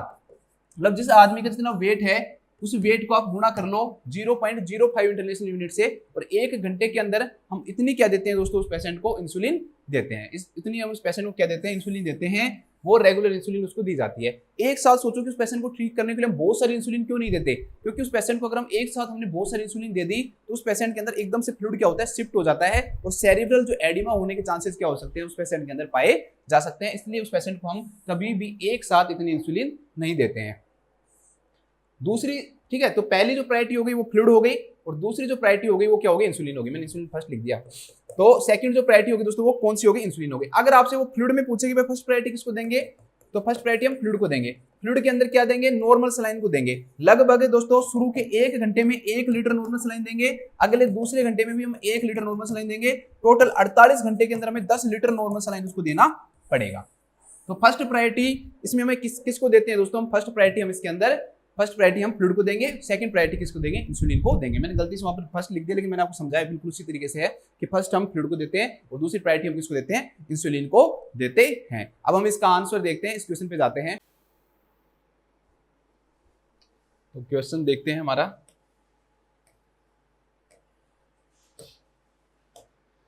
तो हमारे सामने जो क्वेश्चन है दोस्तों क्या था कि हम फर्स्ट प्रायोरिटी किसको देंगे। सबसे पहला इसके अंदर कि भाई हाइपरग्लाइसेमिक हाइपर ओस्मोलर जो नॉन कीटोइक सिंड्रोम है उसके अंदर हम ऑक्सीजन को देंगे, तो ऑक्सीजन को प्रायोरिटी देने का यहाँ पर कोई फायदा नहीं है। आप ऑक्सीजन देकर ऑक्सीजन की यहाँ पर कोई जरूरत भी नहीं पड़ती है, रेस्पिरेटरी कोई प्रॉब्लम डायरेक्टली देखने को नहीं मिलती है। दूसरा इसके अंदर जो ऑप्शन दे रखा है that is encouraging the carbohydrates, कि हम कार्बोहाइड्रेट्स का जो यूज है उसको क्या देंगे, एनकरेज करेंगे, बढ़ावा देंगे। तो दोस्तों एक बात बताओ, आप कार्बोहाइड्रेट का मतलब हो गया ग्लूकोज, और अगर आप ग्लूकोज को बढ़ावा दोगे तो ग्लूकोज का जो लेवल है वो और ज्यादा क्या होगा, इंक्रीज होगा। अगर ब्लड ग्लूकोज लेवल और ज्यादा इंक्रीज होगा तो ये क्या कोज करेगा, जो कॉम्प्लिकेशन है उसको और ज्यादा कॉम्प्लिकेटेड करेगा ये। तो HHNS और ज्यादा क्या हो जाएगा, इससे कॉम्प्लिकेटेड हो जाएगा। तो इसलिए हम कार्बोहाइड्रेट के यूज को यहाँ पे एनकरेज नहीं करेंगे। नेक्स्ट जो दे रखा है दोस्तों वो है teaching facts about dietary principle, कि भाई जो डाइटरी जो प्रिंसिपल्स हैं उनके बारे में बताएंगे। लेकिन दोस्तों सबसे पहले तो हमें इसको ट्रीट करना पड़ेगा, हाइपरग्लाइसेमिक हाइपरओस्मोलर जो नॉन कीटोइक सिंड्रोम है उसको ट्रीट करेंगे, हम पहले प्रायोरिटी उसको देंगे। ऐसा तो है नहीं कि पेशेंट बिल्कुल सिक है, वो समझने की कंडीशन के अंदर भी नहीं है और हम उसको डाइटरी बता रहे हैं कि आपको ये खाना चाहिए, ये खाना चाहिए। तो इस कॉम्प्लिकेशन के अंदर पेशेंट इस लायक तो है ही नहीं कि वो कोई चीज़ समझ पाएगा अच्छे से। तो ये भी बिल्कुल क्या हो जाएगा, इस समय ये टीचिंग अच्छी नहीं है। जब जो पेशेंट है उसको हम कॉम्प्लिकेशन से बाहर निकाल देंगे, वो बिल्कुल नॉर्मल हो जाएगा, तब हम उसको क्या देंगे, टीचिंग देंगे, हेल्थ टीचिंग देंगे, या फिर जो डाइटरी जो टीचिंग उसके बारे में बताएंगे। तो जो इसका राइट जो आंसर हो जाएगा that will be administrating the fluid replacement, कि सबसे पहला जो फोकस करेंगे वो किस पे करेंगे, फ्लूइड रिप्लेसमेंट। अब जब मैं आपको डायबिटिक कीटोएसिडोसिस पढ़ाऊंगा तो उसमें मैं यही बताऊंगा कि जो फर्स्ट जो प्रायोरिटी होती है, पहली जो प्रायोरिटी होती है वो हम किसको देते हैं दोस्तों, फ्लूइड को ही देते हैं। पहली प्रायोरिटी वहां भी फ्लूइड को ही दी जाएगी। तो आप उसमें भी ये भी मत सोचना कि सर HHNS में तो फ्लूइड को देते हैं, अगर पेशेंट को डायबिटिक कीटोएसिडोसिस होता तो किसको प्रायोरिटी देते, तो वहां भी हम फ्लूइड को ही प्रायोरिटी देंगे। शायद इससे रिलेटेड एक क्वेश्चन हमारे सामने आएगा भी। नेक्स्ट जो क्वेश्चन है दोस्तों उसके बारे में बात करते हैं। नेक्स्ट जो क्वेश्चन है हमारे सामने वो है, एक क्लाइंट इज एडमिटेड, इसके बारे में लिख लिया गया हमने, हिंदी में नहीं लिखा ना अभी, शॉर्ट नोट्स नहीं लिखा ना, चलो शॉर्ट नोट्स लिख लेते हैं। लिखो डायबिटिक, दोनों ही लिखेंगे ना, मैं दोनों लिखा देता हूं ताकि आपको याद रहे हमेशा के लिए। डायबिटिक कीटोएसिडोसिस एंड HHNS दोनों में फर्स्ट प्रायोरिटी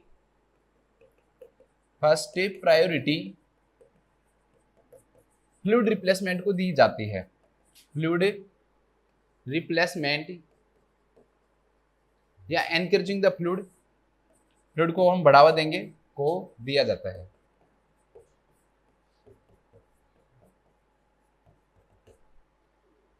इसके बाद नेक्स्ट क्वेश्चन देखते हैं।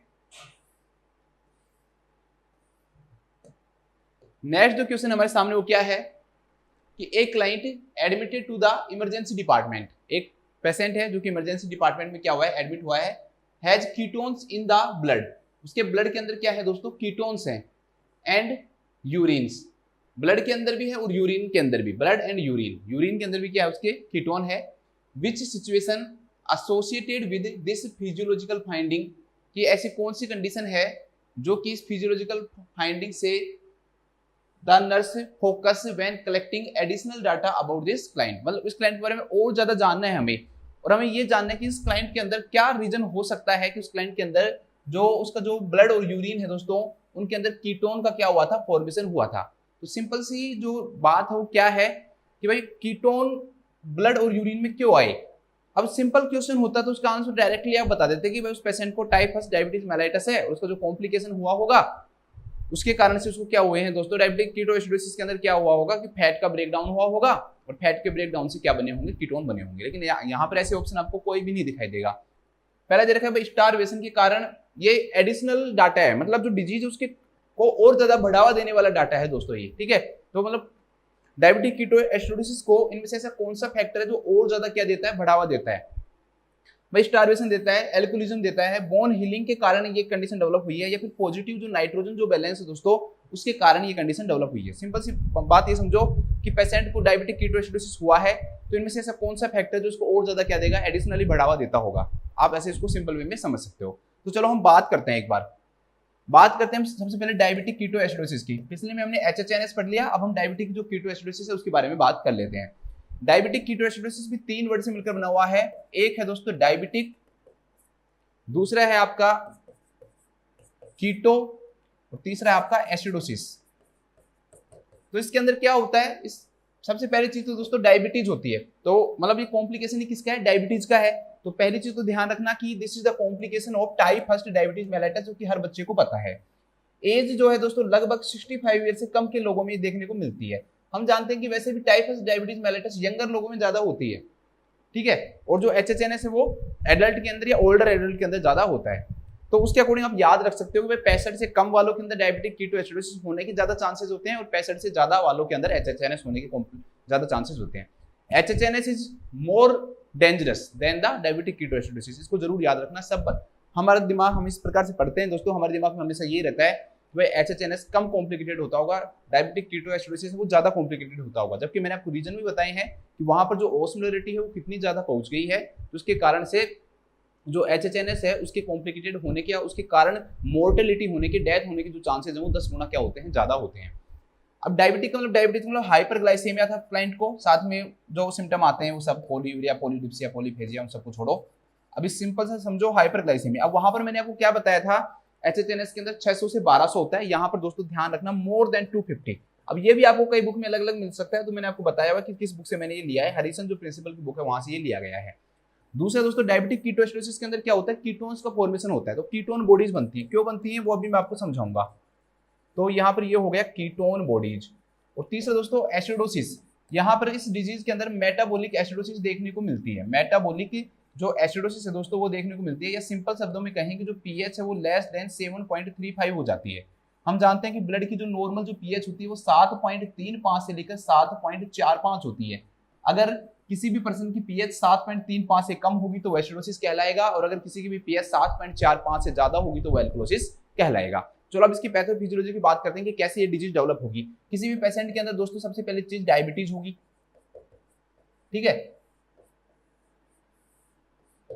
डायबिटीज हुई किसी भी पेशेंट के अंदर, क्या हुआ दोस्तों, डायबिटीज हुई या हाइपरग्लाइसेमिया हुआ।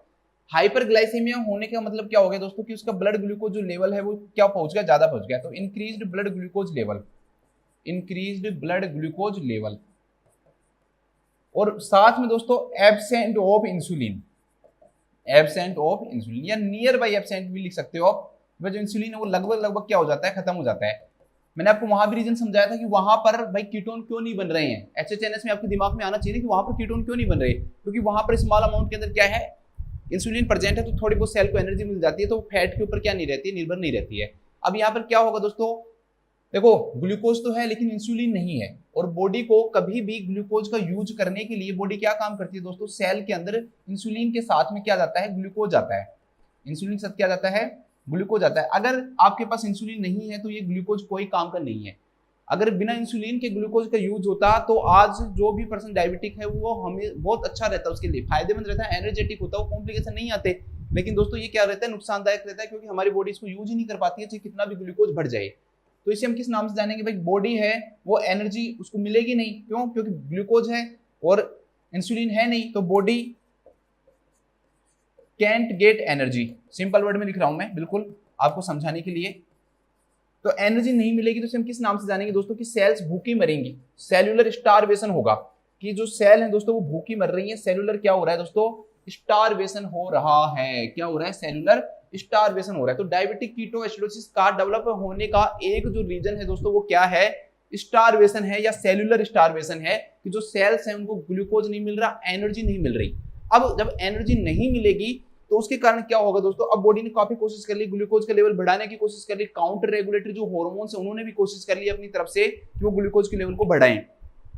ठीक है, हमारे शरीर में कई सारे काउंटर रेगुलेटरी हार्मोन्स पाए जाते हैं जो कि ग्लूकोज के लेवल को बढ़ाने का काम करेंगे, क्योंकि बॉडी को नहीं पता क्यों बढ़ाएगी। बॉडी सोचेगी यार ग्लूकोज है नहीं क्या, एनर्जी क्यों नहीं मिल रही है सेल्स को, लेकिन उन्हें बॉडी को ये नहीं पता लग रहा है कि भाई इंसुलिन के कारण नहीं मिल रही। तो बॉडी क्या करेगी, काउंटर रेगुलेटरी हार्मोन्स का सीक्रेशन करवाएगी, लाइक दैट ग्लूकोकोर्टिकोइड का। तो ग्लूकोकोर्टिकोइड हो गया, ग्रोथ हार्मोन हो गया, ठीक है, इनके सीक्रेशन को और ज्यादा क्या करेगी दोस्तों, इंक्रीज करेगी। तब और ज्यादा इंक्रीज करेगी तो और ज्यादा ग्लूकोज का लेवल बढ़ेगा, लेकिन फिर भी एनर्जी नहीं मिल पाएगी। तो लास्ट में जब बॉडी को ऐसा लगने लग जाएगा कि भाई ये ग्लूकोज है, ये एनर्जी हमें नहीं दे सकता है, तो बॉडी जो है एनर्जी के लिए शिफ्ट हो जाएगी किसके ऊपर, तो फैट के ऊपर। तो बॉडी फैट का ऑक्सीडेशन करेगी, मतलब break down of the fat करेगी। और फैट कभी भी टूटता है दोस्तों तो उसके द्वारा फॉर्मेशन होता है किसका, कीटोन बॉडीज का। तो बॉडी के अंदर क्या बन जाएंगे दोस्तों, कीटोन बॉडीज बन जाएंगी। बॉडी के अंदर क्या बन जाएंगे, कीटोन बॉडीज का क्या हो जाएगा दोस्तों, फॉर्मेशन हो जाएगा। और ये कीटोन बॉडीज का फॉर्मेशन होना ही क्या कहलाता है दोस्तों, डायबिटिक कीटोएसिडोसिस कहलाता है। यही क्या कहलाता है दोस्तों, डायबिटिक कीटोएसिडोसिस कहलाता है। अब इसके अंदर क्या क्या सिम्टम्स आएंगे उनके बारे में बात करते हैं। तो पहले चीज तो डायबिटिक मेलाइटिस के सिम्टम्स तो आएंगे। तो सिम्टम्स ऑफ डायबिटिक मेलाइटिस, ठीक है, जो कि आप पोलीयूरिया, पोलीडिप्सिया, पोलीफेजिया, हाइपरग्लाइसीमिया वो पढ़ते हो, वो सारे सिम्टम्स तो इसमें आएंगे, तो उनके बारे में मैं अब यहाँ पर बात नहीं करूंगा। ठीक है, साथ में दोस्तों क्या सिम्टम देखने को मिलेगा, नोजिया एंड वोमिटिंग देखने को मिलेगा। नोजिया एंड वोमिटिंग, नोजिया और वोमिटिंग क्यों देखने को मिलेगा दोस्तों, क्योंकि कीटोन के बढ़ने के कारण बॉडी के अंदर क्या डेवलप हो जाएगा दोस्तों, क्योंकि कीटोन एसिड है तो मेटाबॉलिक एसिडोसिस डेवलप होगा। अब कीटोन एसिड क्यों है दोस्तों, जब हम इसके एग्जांपल पढ़ते हैं, एक्चुअली में कीटोन बॉडीज कोई ऐसा नहीं है कि आप एक कोई नाम है, कोई केमिकल नेम है। ये भी क्या होते हैं, केमिकल्स होते हैं। तो एसिटिक एसिड और बीटा हाइड्रोक्सी ब्यूटारिक एसिड अभी लिखवाऊंगा मैं आपको, तो जब डायग्नोस्टिक इवैल्यूएशन करवाऊंगा। तो ये क्या है दोस्तों, ये भी एसिड है। तो एसिड का लेवल बढ़ेगा तो उसके कारण बॉडी के अंदर क्या डेवलप होगी दोस्तों, मेटाबॉलिक एसिडोसिस डेवलप होगी। तो मेटाबॉलिक एसिडोसिस के डेवलप होने के कारण हमारी बॉडी क्या करेगी दोस्तों, उसे कंपनसेट करने की क्या करेगी, कोशिश करेगी। तो हमारी बॉडी जो है दोस्तों वो वोमिटिंग सेंटर को क्या करती है, स्टिमुलेट करती है कि भाई इन एसिड को बॉडी से क्या निकालो, बाहर निकालो। तो स्टिमुलेट द वोमिटिंग सेंटर। हम जानते हैं कि हमारा अगर हम वोमिटिंग करेंगे दोस्तों तो हमारे जो HCl जो प्रेजेंट होता है या जो हमारा स्टोमक होता है दोस्तों, उसके अंदर हाइड्रोजन आयंस प्रेजेंट होते हैं। अगर हाइड्रोजन आयन बाहर जाएंगे तो एसिडोसिस कम होगा ना। तो बॉडी सोचती है कि नोजिया वोमिटिंग करवा के मैं क्या करूं, इस एसिड को बॉडी से बाहर निकाल दूं ताकि एसिडोसिस की जो कंडीशन है वो क्या हो जाए, ठीक हो जाए। तो इसलिए बॉडी के अंदर क्या होती है दोस्तों, नोजिया और वोमिटिंग देखने को मिलती है, नोजिया और वोमिटिंग देखने को मिलती है। अब पेशेंट को दोस्तों पोलीयूरिया हो रहा है, ठीक है, डायबिटीज मेलिटस में, साथ में पेशेंट को क्या हो रहा है दोस्तों, वोमिटिंग हो रही है। नोजिया वोमिटिंग है, वोमिटिंग लिख लो क्योंकि नोजिया से तो कोई फ्लूइड लॉस डायरेक्टली होगा नहीं, वोमिटिंग। तो इसके कारण पेशेंट किस में जाएगा दोस्तों, डिहाइड्रेशन में जाएगा। पेशेंट किसके अंदर जाएगा, डिहाइड्रेशन में जाएगा। और डिहाइड्रेशन में जाने के कारण जो पेशेंट है, हो सकता है कि उसको टैकीकार्डिया हो। मैंने आपको कहा था कि जब पेशेंट ज्यादा मात्रा में शॉक में जाने लगता है तो उस समय क्या होता है दोस्तों, डिहाइड्रेशन के कारण टैकीकार्डिया भी डेवलप होने के चांसेस रहते हैं। शॉक में भी जा सकता है या फिर वो हाइपोटेंशन में भी जा सकता है।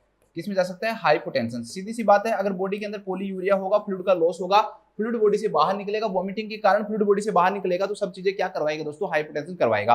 और ज्यादा हाइपोटेंशन होता रहेगा तो पेशेंट हाइपोवोलेमिक शॉक में चला जाएगा, जिसके कारण उसे शॉक होगा या फिर उसको क्या होगा दोस्तों, शॉक के जो सिम्टम्स आएंगे उनमें उसको क्या दिखाई देगा, टैकीकार्डिया दिखाई देगा। तो इसके कारण उसे ये सिम्टम्स भी देखने को मिलते हैं। और क्या क्या सिम्टम्स देखने को मिलते हैं दोस्तों, इसके अलावा उसको जो सिम्टम्स देखने को मिलते हैं वो आपने सबने सुना होगा, कसमोल ब्रीथिंग, कसमोल ब्रीथिंग, ठीक है, बहुत सुना होगा इसके बारे में। तो कसमोल ब्रीथिंग के द्वारा भी बॉडी क्या काम करती है दोस्तों, कोशिश करती है कि भाई बॉडी क्या कोशिश करती है कि CO2 जो है ना दोस्तों उसको बाहर निकालने की कोशिश करती है। यहां भी ये कसमोल ब्रीथिंग है, ये भी कंपनसेट करने के लिए है, कंपनसेशन के कारण होती है। बॉडी चाहती है कि भाई कंपनसेट और to treat the metabolic acidosis, to treat the metabolic acidosis, metabolic acidosis. ये इसका रीजन होता है, क्यों होती है कसमोल ब्रीथिंग, ताकि बॉडी चाहती है कि मेटाबॉलिक एसिडोसिस क्या है, ठीक हो जाए। उसके लिए बॉडी क्या होती है कि जैसे ही हमारे बॉडी के अंदर दोस्तों कीटोन्स बढ़ते हैं, कीटोन्स क्या होते हैं, इंक्रीज होते हैं, तो ये कीटोन्स जो है हमारे रेस्पिरेटरी सेंटर को क्या करते हैं, स्टिमुलेट करते हैं। अब रेस्पिरेटरी सेंटर भी स्टिमुलेट हुआ, वहां पर नोजिया वोमिटिंग हुआ तो वोमिटिंग सेंटर स्टिमुलेट हुआ।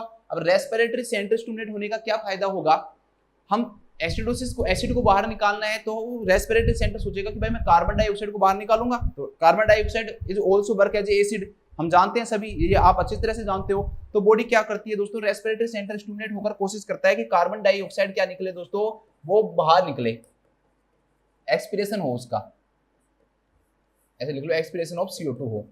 तो बॉडी CO2 को बाहर निकालने के लिए कसमोल ब्रीथिंग करती है, एक्सपिरेशन ऑफ CO2, CO2 क्या निकले दोस्तों, बाहर निकले। अब CO2 बाहर निकलने के लिए दोस्तों जो ब्रीथिंग जो होगी ना, वो ऐसे तो है नहीं कि आप तेज सांस ले रहे हो और उसके साथ में डीप ब्रीथिंग कर रहे हो। अगर डीप ब्रीथिंग करोगे तो ऑक्सीजन भी साथ में जाएगी, लेकिन बॉडी को मेन क्या निकालना है, बाहर CO2 निकालनी है, CO2 को बॉडी से बाहर निकालना है। तो एक्सपिरेशन के ऊपर ज्यादा फोकस करना है एज कम्पेयर टू इंस्पिरेशन। तो इंस्पिरेशन की जगह एक्सपिरेशन पे फोकस किया जाएगा ना, तो उस कंडीशन में क्या होगा दोस्तों, रैपिड एंड शैलो ब्रीथिंग होगी, डीप नहीं होगी कभी भी, ध्यान रखना। अगर डीप ब्रीथिंग होगी तो उसमें तो ऑक्सीजन की मात्रा ज्यादा अंदर जाएगी, ठीक है। तो बॉडी CO2 को बाहर निकालने के लिए क्या करती है दोस्तों, रैपिड एंड शैलो ब्रीथिंग करती है, ताकि ये एसिडोसिस की कंडीशन क्या हो दोस्तों, ट्रीट हो। और ये रैपिड और सैलो ब्रीथिंग ही क्या कहलाती है दोस्तों, आपकी कस्मोल ब्रीथिंग कहलाती है। क्या कहलाती है, कस्मोल ब्रीथिंग कहलाती है। इस दौरान पर्सन को जो ब्रीथिंग है दोस्तों, उसकी जो स्मेल है वो फ्रूटी अडर ब्रेथ भी आती है, कि भाई जैसे कुछ खाया हुआ हो फ्रूट्स की जैसी, ऐसी ऐसी अडर आती है। ठीक है, तो ब्रीथिंग में फ्रूटी अडर ब्रीथिंग भी दिखाई देती है। क्यों दिखाई देती है दोस्तों, क्योंकि हमारी बॉडी के अंदर कीटोन बॉडीज बढ़ती हैं। कीटोन बॉडीज जब बढ़ती है तो उनमें से एक कीटोन बॉडीज होती है एसीटोन।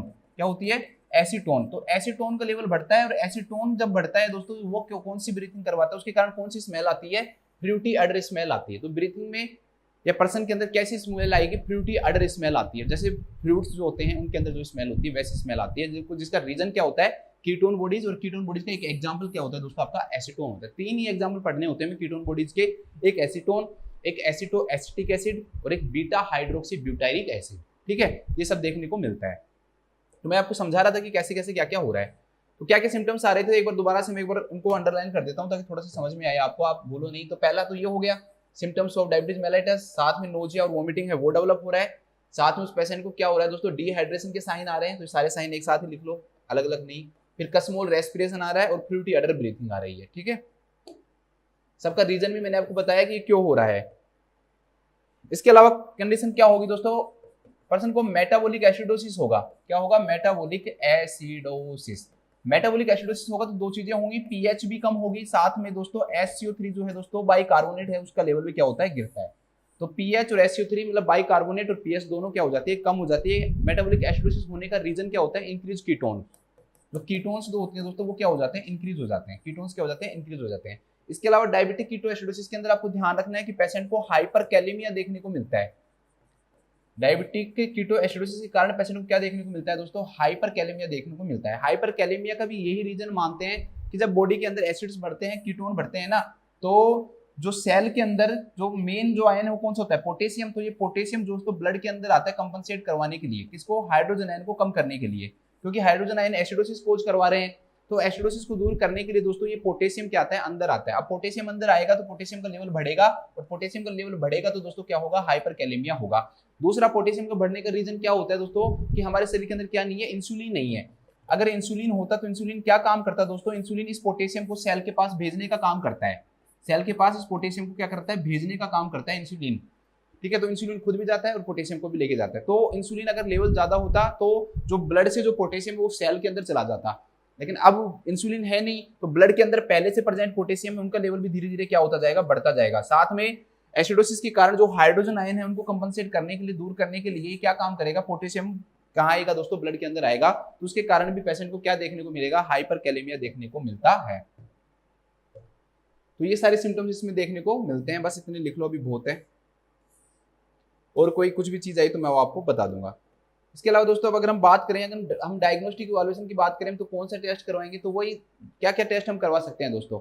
एक तो हम एबीजी एनालिसिस करवाएंगे। इसके अंदर एबीजी एनालिसिस के द्वारा हमें पता लगेगा, आर्टीरियल ब्लड गैस एनालिसिस है दोस्तों, उसके द्वारा ही तो हमें पता लगेगा कि भाई उस पेशेंट को कहीं मेटाबॉलिक एसिडोसिस हो रही है या नहीं हो रही है, तो मेटाबॉलिक एसिडोसिस के बारे में। इसके अलावा उस पेशेंट के अंदर हम क्या देखेंगे दोस्तों, सीरम इलेक्ट्रोलाइट लेवल देखेंगे। सीरम इलेक्ट्रोलाइट में पता लग जाएगा कि भाई उस पेशेंट के अंदर बाइकार्बोनेट का लेवल कितना है। वैसे तो एबीजी में भी आता है बाइकार्बोनेट, लेकिन इसके साथ में जो पोटेशियम है उसका कितना लेवल है, तो ये सब चीजें हमें इससे पता लगेगी। इसके अलावा दोस्तों हम उस पेशेंट के अंदर क्या देखेंगे, कीटोन्स देखेंगे। कीटोन्स हम दो प्रकार से देख सकते हैं, एक हम यूरिन कीटोन देख सकते हैं, यूरिन कीटोन जो कि हम स्ट्रिप्स का यूज करके देखते हैं ना हॉस्पिटल के अंदर, आपने देखा होगा कीटोन किया जाता है, और एक ब्लड के अंदर।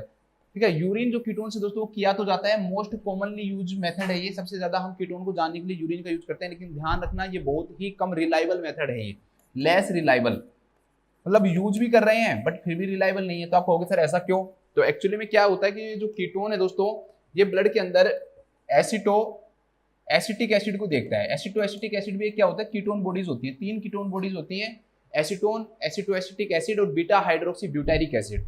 तो इनमें से एक कीटोन बॉडीज क्या है, एसिटिक एसिड है। अब एसिटिक एसिड का लेवल चेक करते हैं, लेकिन हमारी बॉडी के अंदर क्या होता है दोस्तों, ये एसिटिक एसिड जो है ना, ये खुद भी एसीटोन के अंदर क्या हो जाता है, चेंज हो जाता है। तो सोचो कि पूरा एसिटिक एसिड जो है यूरिन के अंदर वो हम पता नहीं लगा पाएंगे, क्यों, क्योंकि ये जो एसिटिक एसिड है ये डायरेक्टली कन्वर्ट होता रहता है किसमें, एसीटोन में। तो एसीटोन को तो हम यूरिन की तरह चेक करते नहीं है, मेनली किसको चेक कर रहे हैं, हम एसिटिक एसिड को चेक कर रहे हैं। तो ये तो इसको हम चेक करेंगे, लेकिन ये किस में कन्वर्ट हो रहा है, एसीटोन में, तो कंप्लीटली इसके बारे में नहीं बता पाएगा कि इसका लेवल कितना है। तो urine method most commonly used method है बट लेस रिलायबल मेथड है। अब आप कहोगे सर तो रिलायबल मेथड कौन सा है, कैसे पता लगेगा हमें कि भाई कितनी कीटोन्स हैं, तो उसके लिए दोस्तों हम यूज जो करते हैं वो हम करते हैं ब्लड या serum beta hydroxy butyric acid level, जो serum beta hydroxy butyric acid का जो लेवल है दोस्तों हम वो चेक करते हैं। अगर इसका बढ़ा हुआ लेवल आता है लगभग 2.5 मिलीमोल से ज्यादा इसका लेवल आता है दोस्तों, तो ये कंडीशन शो करता है कि भाई उस पेशेंट के अंदर क्या है, कीटोन्स क्या है प्रेजेंट है। थोड़े बहुत कीटोन्स तो सब में प्रेजेंट होते हैं, लेकिन ये लेवल अगर ज्यादा देखने को मिलता है तो ये शो करता है कि उस पेशेंट के अंदर कीटोन्स क्या है, पॉजिटिव है, कीटोन्स की संख्या क्या है दोस्तों, ज्यादा है। आपको एक चीज और बताऊंगा, risk factor of diabetic ketoacidosis, कौन कौन कुछ ऐसे फैक्टर्स होते हैं दोस्तों उसके कारण डायबिटिक कीटोएसिडोसिस के होने के जो चांसेस हैं वो और ज्यादा क्या हो जाते हैं, बढ़ जाते हैं। तो कौन कौन से होते हैं दोस्तों, जैसे किसी भी पेशेंट के अंदर अगर आप स्टारवेशन की कंडीशन हो, या फिर किसी भी पेशेंट के अंदर दोस्तों मायोकार्डियल इंफारेक्शन हो रहा हो, स्ट्रोक हो रहा हो, इन्फेक्शन हो रहा हो, ठीक है, तो इन सब के अंदर क्या होता है दोस्तों कि बॉडी जो है वो काउंटर रेगुलेटरी हार्मोन सीक्रेट करने लग जाती है। काउंटर रेगुलेटरी हार्मोन क्या होते हैं दोस्तों, मैंने आपको पहले में भी बताया था कि एक्चुअली में बॉडी के अंदर ग्लूकोज का लेवल बढ़ा हुआ है, लेकिन बॉडी क्या करती है, एनर्जी का यूज नहीं कर पा रही है। लेकिन इन्फेक्शन होने के कारण, स्ट्रोक होने के कारण, एमआई होने के कारण या स्टारवेशन के कारण क्या होता है दोस्तों, ये सीक्रेट होने लग जाते हैं। एग्जांपल के लिए ग्लूकोकोर्टिकोइड। अब हम जानते हैं ग्लूकोकोर्टिकोइड क्या काम करता है दोस्तों, ग्लूकोनियोजेनेसिस और एंटी इंसुलिन इफेक्ट रखता है, तो उसके कारण ग्लूकोज का लेवल क्या होगा, और ज्यादा बढ़ेगा। क्या आप ये चाहोगे कि किसी भी डायबिटीज पेशेंट के अंदर ग्लूकोज का लेवल और ज्यादा बढ़े, क्योंकि डायबिटिक कीटोएसिडोसिस में पहले से ग्लूकोज का लेवल बढ़ा हुआ है। तो ये जो फैक्टर है दोस्तों, ये सारे फैक्टर और ज्यादा क्या कर देते हैं, रिस्क को इंक्रीज कर देते हैं, ताकि पेशेंट के अंदर और ज्यादा क्या हो, डायबिटिक कीटोएसिडोसिस क्या हो दोस्तों, डेवलप हो। तो हमें उस पेशेंट को एक ट्रॉमा भी लिखा सकता है, इन चीजों से रोकने से बचाना है हमें पेशेंट को, स्टारवेशन से, एमआई से, स्ट्रोक से, इन्फेक्शन से और ट्रॉमा से, क्योंकि ये अगर ये होंगे तो ये हार्मोन सीक्रेट होंगे, और ज्यादा ग्लूकोज का लेवल बढ़ेगा और ये इस कंडीशन को और ज्यादा क्या करेगा दोस्तों, कॉम्प्लिकेटेड करेगा। अगर हम इसके मैनेजमेंट की बात करें तो मैनेजमेंट में ध्यान रखना, सबसे पहला जो फोकस दोस्तों हम इसके मैनेजमेंट में करते हैं वो फ्लूइड थेरेपी पे करते हैं। वही फ्लूइड वैसे यूज करते हैं जिसमें मैंने आपको अभी बताया था कि हम पहले घंटे के अंदर 1 लीटर नॉर्मल सलाइन देंगे। फ्लूइड ऑफ चॉइस इसमें भी क्या होता है दोस्तों, नॉर्मल सलाइन ही होता है। फिर पहले घंटे के अंदर 1 लीटर, दूसरे घंटे के अंदर भी 1 लीटर, और टोटल 10 लीटर फ्लूइड देंगे 48 घंटे के अंदर। 10 लीटर फ्लूइड देंगे हम 48 घंटे के अंदर, ठीक है। तो पहली प्रायोरिटी फ्लूइड को देंगे। दूसरी जो प्रायोरिटी दोस्तों वहां की तरह यहाँ भी किसको दी जाएगी दोस्तों, इंसुलिन को दी जाएगी। दूसरी प्रायोरिटी हम किसको देंगे दोस्तों, इंसुलिन को देंगे। तो जो इंसुलिन है वहां पर हम कितना दे रहे थे, 0.5 kg दे रहे थे, यहाँ पर 0.1 यूनिट पर केजी बोलस। सबसे पहले तो हमें क्या देना पड़ेगा उसको दोस्तों, बोलस देना पड़ेगा, मतलब कि डायरेक्टली देंगे हम। आईवी देते हैं, रेगुलर इंसुलिन होती है, ध्यान रखना हमेशा कौन सी इंसुलिन देते हैं हम, रेगुलर इंसुलिन देते हैं। रेगुलर इंसुलिन कौन से रूट से देते हैं, आईवी रूट से देते हैं। तो ये बोलस दिया हमने एकदम से, मतलब जितना पर्सन है उसका वेट ले लो, जैसे 70 किलो वेट है तो उसके अंदर हम 7 यूनिट डायरेक्टली क्या कर देंगे, 0.1 से गुना करके हम 7 यूनिट बोलस दे देंगे। साथ में हमें पर आवर भी देना पड़ेगा, तो 0.1 इंटरनेशनल यूनिट पर केजी पर आवर ये हम इन्फ्यूजन चलाएंगे। इस कंडीशन के रूप में हम उसको कंटिन्यू क्या करते रहेंगे दोस्तों, देते रहेंगे। अब इससे ज्यादा भी अगर आपसे पूछे कि भाई इंसुलिन के अलावा थर्ड प्रायोरिटी अगर आप किसको दोगे, तो आप करेक्शन ऑफ मेटाबॉलिक एसिडोसिस को देंगे हम। क्या भाई अब हमें नेक्स्ट जो फोकस करना है वो किस पे देना है कि भाई पेशेंट को जो मेटाबॉलिक एसिडोसिस हो रहा है वो क्या हो जाए दोस्तों, ट्रीट हो जाए। तो मेटाबॉलिक एसिडोसिस को ट्रीट करने के लिए हम कोशिश करते हैं। तो इस कंडीशन के अंदर हम पेशेंट को क्या देते हैं दोस्तों, बाइकार्बोनेट देते हैं। बाइकार्बोनेट उल्टा काम करता है ना एसिड का, ये एल्कलाइन का काम करता है, तो ये उस चीज को क्या कर देता है दोस्तों, न्यूट्रल कर देता है, तो उसमें भी मदद करता है। इसके अलावा नेक्स्ट जो प्रायोरिटी देंगे दोस्तों हम वो देंगे correction of potassium level. Correction of potassium, ध्यान रखना कभी भी हाइपरकैलेमिया का ट्रीटमेंट नहीं किया जाता है डायरेक्टली डायबिटिक कीटोएसिडोसिस में। आपको सर क्यों नहीं किया जाता हाइपरकैलेमिया का, क्योंकि हमें पता है कि हम उस पेशेंट को क्या दे रहे हैं, इंसुलिन दे रहे हैं। तो दोस्तों उस पेशेंट को जब हम इंसुलिन देंगे तो इंसुलिन देने के कारण इंसुलिन क्या काम करेगा, इस पोटेशियम को यहाँ से निकालेगा और सेल्स के पास भेजेगा। तो एक्चुअली में अपने आप ही पोटेशियम का लेवल क्या होता जाएगा, गिरता जाएगा। क्यों, क्योंकि ये पोटेशियम इंसुलिन आने के बाद कहाँ चला जाएगा, सेल्स के पास चला जाएगा। तो हाइपरकैलेमिया का ट्रीटमेंट नहीं देंगे। हमें डर हाइपरकैलेमिया का नहीं है, हमें डर हाइपोकैलेमिया का है। क्यों, क्योंकि आपने अगर कंटिन्यूअस इंसुलिन देते रहे तो इंसुलिन देने के कारण जो ब्लड का जो पोटेशियम है वो सेल्स के पास जाता जाएगा और उस पेशेंट को क्या हो सकता है दोस्तों, हाइपोकैलेमिया हो सकता है। तो हमें इसके ऊपर भी क्या करना पड़ेगा, उसको फोकस करना पड़ेगा। एक क्वेश्चन आपसे ये पूछ सकता है कि मान लो अगर आप किसी भी पेशेंट को नॉर्मल सलाइन दे रहे हो, लेकिन उस नॉर्मल सलाइन देने के कारण उस पेशेंट के अंदर हाइपरनेट्रीमिया डेवलप हो गया, उस पेशेंट के अंदर क्या डेवलप हो गया, हाइपरनेट्रीमिया डेवलप हो गया, तो आप क्या करोगे?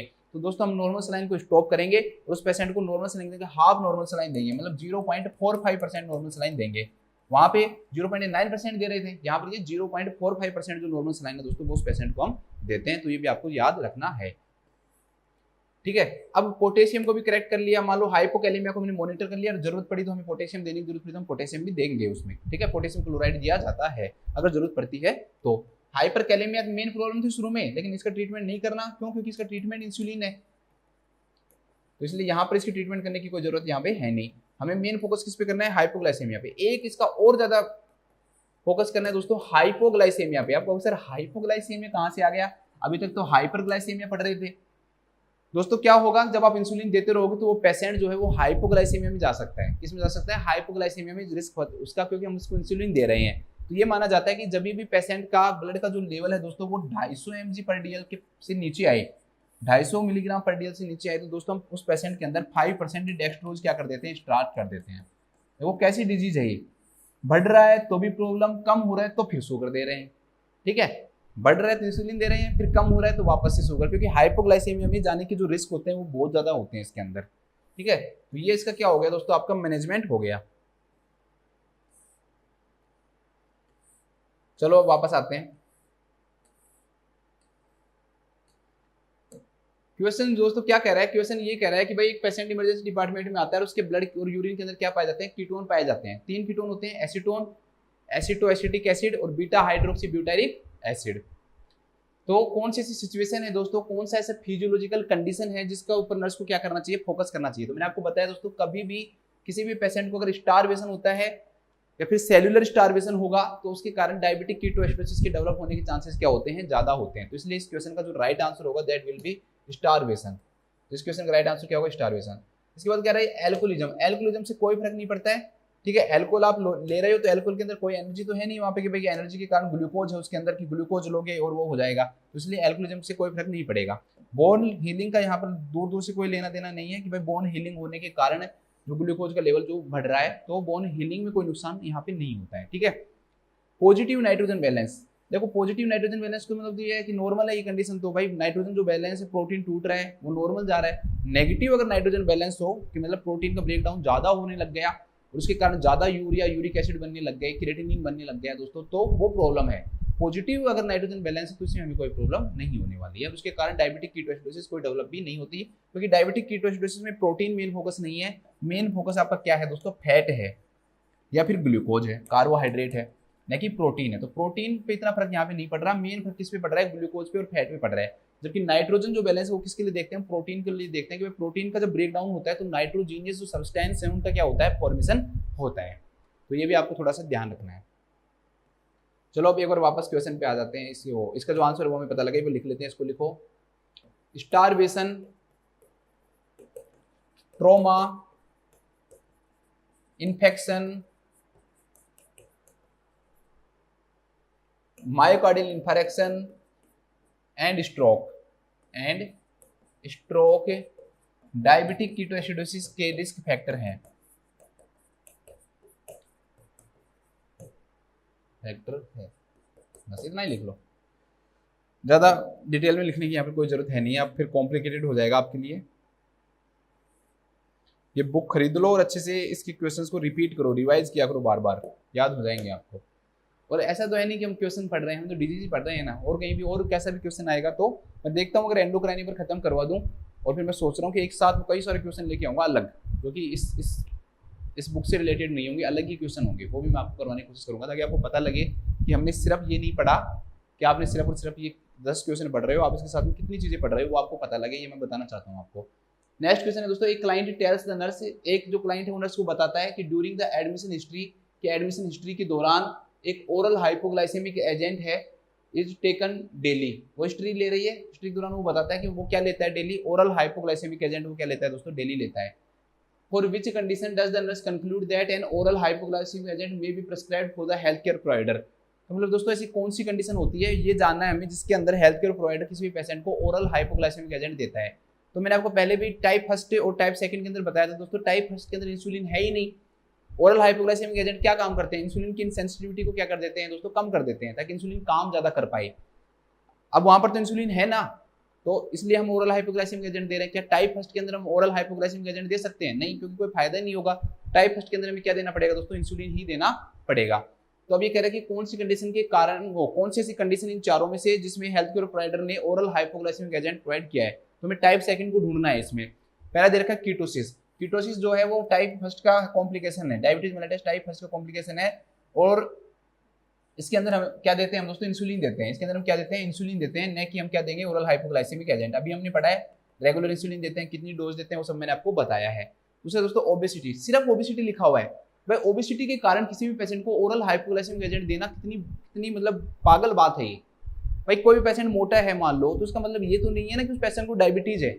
ओबेसिटी होना तो कोई डायबिटीज को सो नहीं कर रहा है कि आप उसको ओबेसिटी है भाई तुम ले लो ये टैबलेट लो आपकी शुगर कम हो जाएगी, वो कहेगा मेरी तो शुगर पहले से कम है, मोटा हूं तो इसका मतलब ये थोड़ी है कि मेरे को डायबिटीज है। तो ओबेसिटी का होना डायबिटीज को सो नहीं करता है, तो ये भी क्या हो जाएगा, गलत हो जाएगा। थर्ड जो ऑप्शन क्या है दोस्तों, type first diabetes. Type first diabetes के अंदर वैसे भी हम ओरल हाइपोग्लाइसेमिक एजेंट बिल्कुल भी नहीं देते हैं, तो जब देते ही नहीं है तो उसके कारण कहाँ से हम उसको देखेंगे, तो ये गलत हो जाएगा। लास्ट जो ऑप्शन है दोस्तों वो हमारा क्या हो जाएगा, राइट आंसर हो जाएगा, that is reduce the insulin production. Simple सी बात है कि इंसुलिन का जो प्रोडक्शन है वो तो टाइप फर्स्ट में भी कम होता है और टाइप सेकंड में भी कम होता है, लेकिन टाइप सेकंड के अंदर थोड़ी मात्रा में क्या होती है दोस्तों, इंसुलिन प्रेजेंट रहती है, जबकि टाइप फर्स्ट के अंदर लगभग नियर बाई क्या होती है, वो एब्सेंट रहती है। तो इसके लिए क्या आएगा दोस्तों, कम इंसुलिन का प्रोडक्शन होने के कारण, रिड्यूस इंसुलिन का प्रोडक्शन होने के कारण हम पेशेंट को ओरल हाइपोग्लाइसेमिक जो एजेंट वो क्या करते हैं दोस्तों, प्रोवाइड करते हैं। तो लिखो oral hypoglycemic agent, oral hypoglycemic agent type second diabetes mellitus bracket में लिख लेना, रिड्यूस्ड इंसुलिन प्रोडक्शन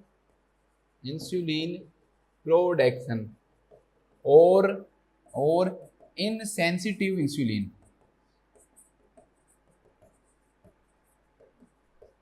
ठीक है, के लिए दिए जाते हैं। आपसे अगर ये पूछे क्या आप एचएचएनएस के लिए दोगे आप ओरल हाइपोग्लाइसेमिक एजेंट, नहीं देंगे दोस्तों। सिर्फ ओरल हाइपोग्लाइसेमिक एजेंट से नहीं सही हो पाएगा, वहां पर भी ड्रग ऑफ चॉइस जो होती है वो इंसुलिन ही होती है। एचएचएनएस अगर किसी को हो गया तो उस समय आपको उसको ट्रीट करना है तो आपको इंसुलिन देना पड़ेगा, ओरल हाइपोग्लाइसेमिक एजेंट नहीं देना, ठीक है, ये आपको थोड़ा सा ध्यान रखना है। चलो नेक्स्ट क्वेश्चन देखते हैं, मतलब छोटे छोटे क्वेश्चन है। नेक्स्ट जो क्वेश्चन है दोस्तों हमारे सामने क्या है कि a nurse is caring for a client with A diagnosis of type first diabetes. एक नर्स है दोस्तों, एक पेशेंट की केयर कर रही है और उस पेशेंट को क्या है, टाइप फर्स्ट डायबिटीज है। हु हैज डेवलप्ड, जो डेवलप कर चुका है क्या, डायबिटिक कोमा। उसके अंदर क्या डेवलप हो चुका है दोस्तों, डायबिटिक कोमा डेवलप हो चुका है। ऐसे मानते हैं कि डायबिटिक कोमा किसे कहते हैं, मैं आपको समझाता हूँ थोड़ा सा ना, वैसे हमारे सिलेबस में आता नहीं है ज्यादा। ये टाइप फर्स्ट डायबिटीज मेलिटस किसके अंदर जाएगा, डायबिटिक कीटोएसिडोसिस में जाएगा। तो डायबिटिक कीटोएसिडोसिस या फिर टाइप सेकंड डायबिटीज मेलिटस किस में जाएगा, hyperglycaemic hyperosmolar non ketotic syndrome में जाएगा, तो एचएचएनएस। और साथ में थर्ड हाइपोग्लाइसेमिया। तो इन तीनों को मिलाकर हम किस नाम से जानते हैं दोस्तों, डायबिटिक कोमा के नाम से जानते हैं। ऐसा माना जाता है कि डायबिटिक कीटोएसिडोसिस के अंदर भी पेशेंट का जो सेंट्रल नर्वस सिस्टम है वो क्या होता है, अफेक्ट होता है, ब्लड ब्रेन बैरियर को क्रॉस कर सकते हैं ये, ठीक है, कीटोन बॉडीज, तो दिक्कत हो सकती है। तो व्यक्ति किस में जा सकता है, कोमा में जा सकता है। एचएचएनएस में भी हमने पढ़ा था सेंट्रल नर्वस सिस्टम का क्या होगा, इन्वॉल्वमेंट होगा, तो वहां भी कोमा में जा सकता है। और हाइपोग्लाइसेमिया के कारण तो आप सबको पता ही है कि अगर शुगर नहीं रहेगा तो एकदम से पेशेंट की डेथ से पहले वो किस में चला जाता है, कोमा में चला जाता है। तो डायबिटिक कोमा में आपसे पूछे क्या क्या इंक्लूड होती हैं, तो अगर ऐसे नहीं है कि भाई इंक्लूड होने का मतलब ये है कि आप टाइप फर्स्ट डायबिटीज मेलाइटिस वाले के अंदर कर दोगे एचएचएनएस, नहीं। टाइप फर्स्ट डायबिटीज मेलाइटिस के लिए डायबिटिक कीटोएसिडोसिस, टाइप सेकंड के लिए एचएचएनएस और दोनों के लिए हाइपोग्लाइसेमिया क्या कहलाता है दोस्तों, डायबिटिक कोमा कहलाता है। तो एक नर्स केयर कर रही क्लाइंट की टाइप फर्स्ट डायबिटीज है उसको, और उसको क्या डेवलप हो चुका है, डायबिटिक कोमा डेवलप हो चुका है। Which element excessively accumulates in the blood to precipitate the sign and symptoms associated with this condition। मतलब कि किसी भी पेशेंट को दोस्तों डायबिटिक कोमा हुआ है अगर मान लो, तो टाइप फर्स्ट डायबिटीज हुआ होगा तो उसके अंदर दो चीजें हुई होंगी, क्या तो डायबिटिक कीटोएसिडोसिस हुआ होगा या हाइपोग्लाइसेमिया।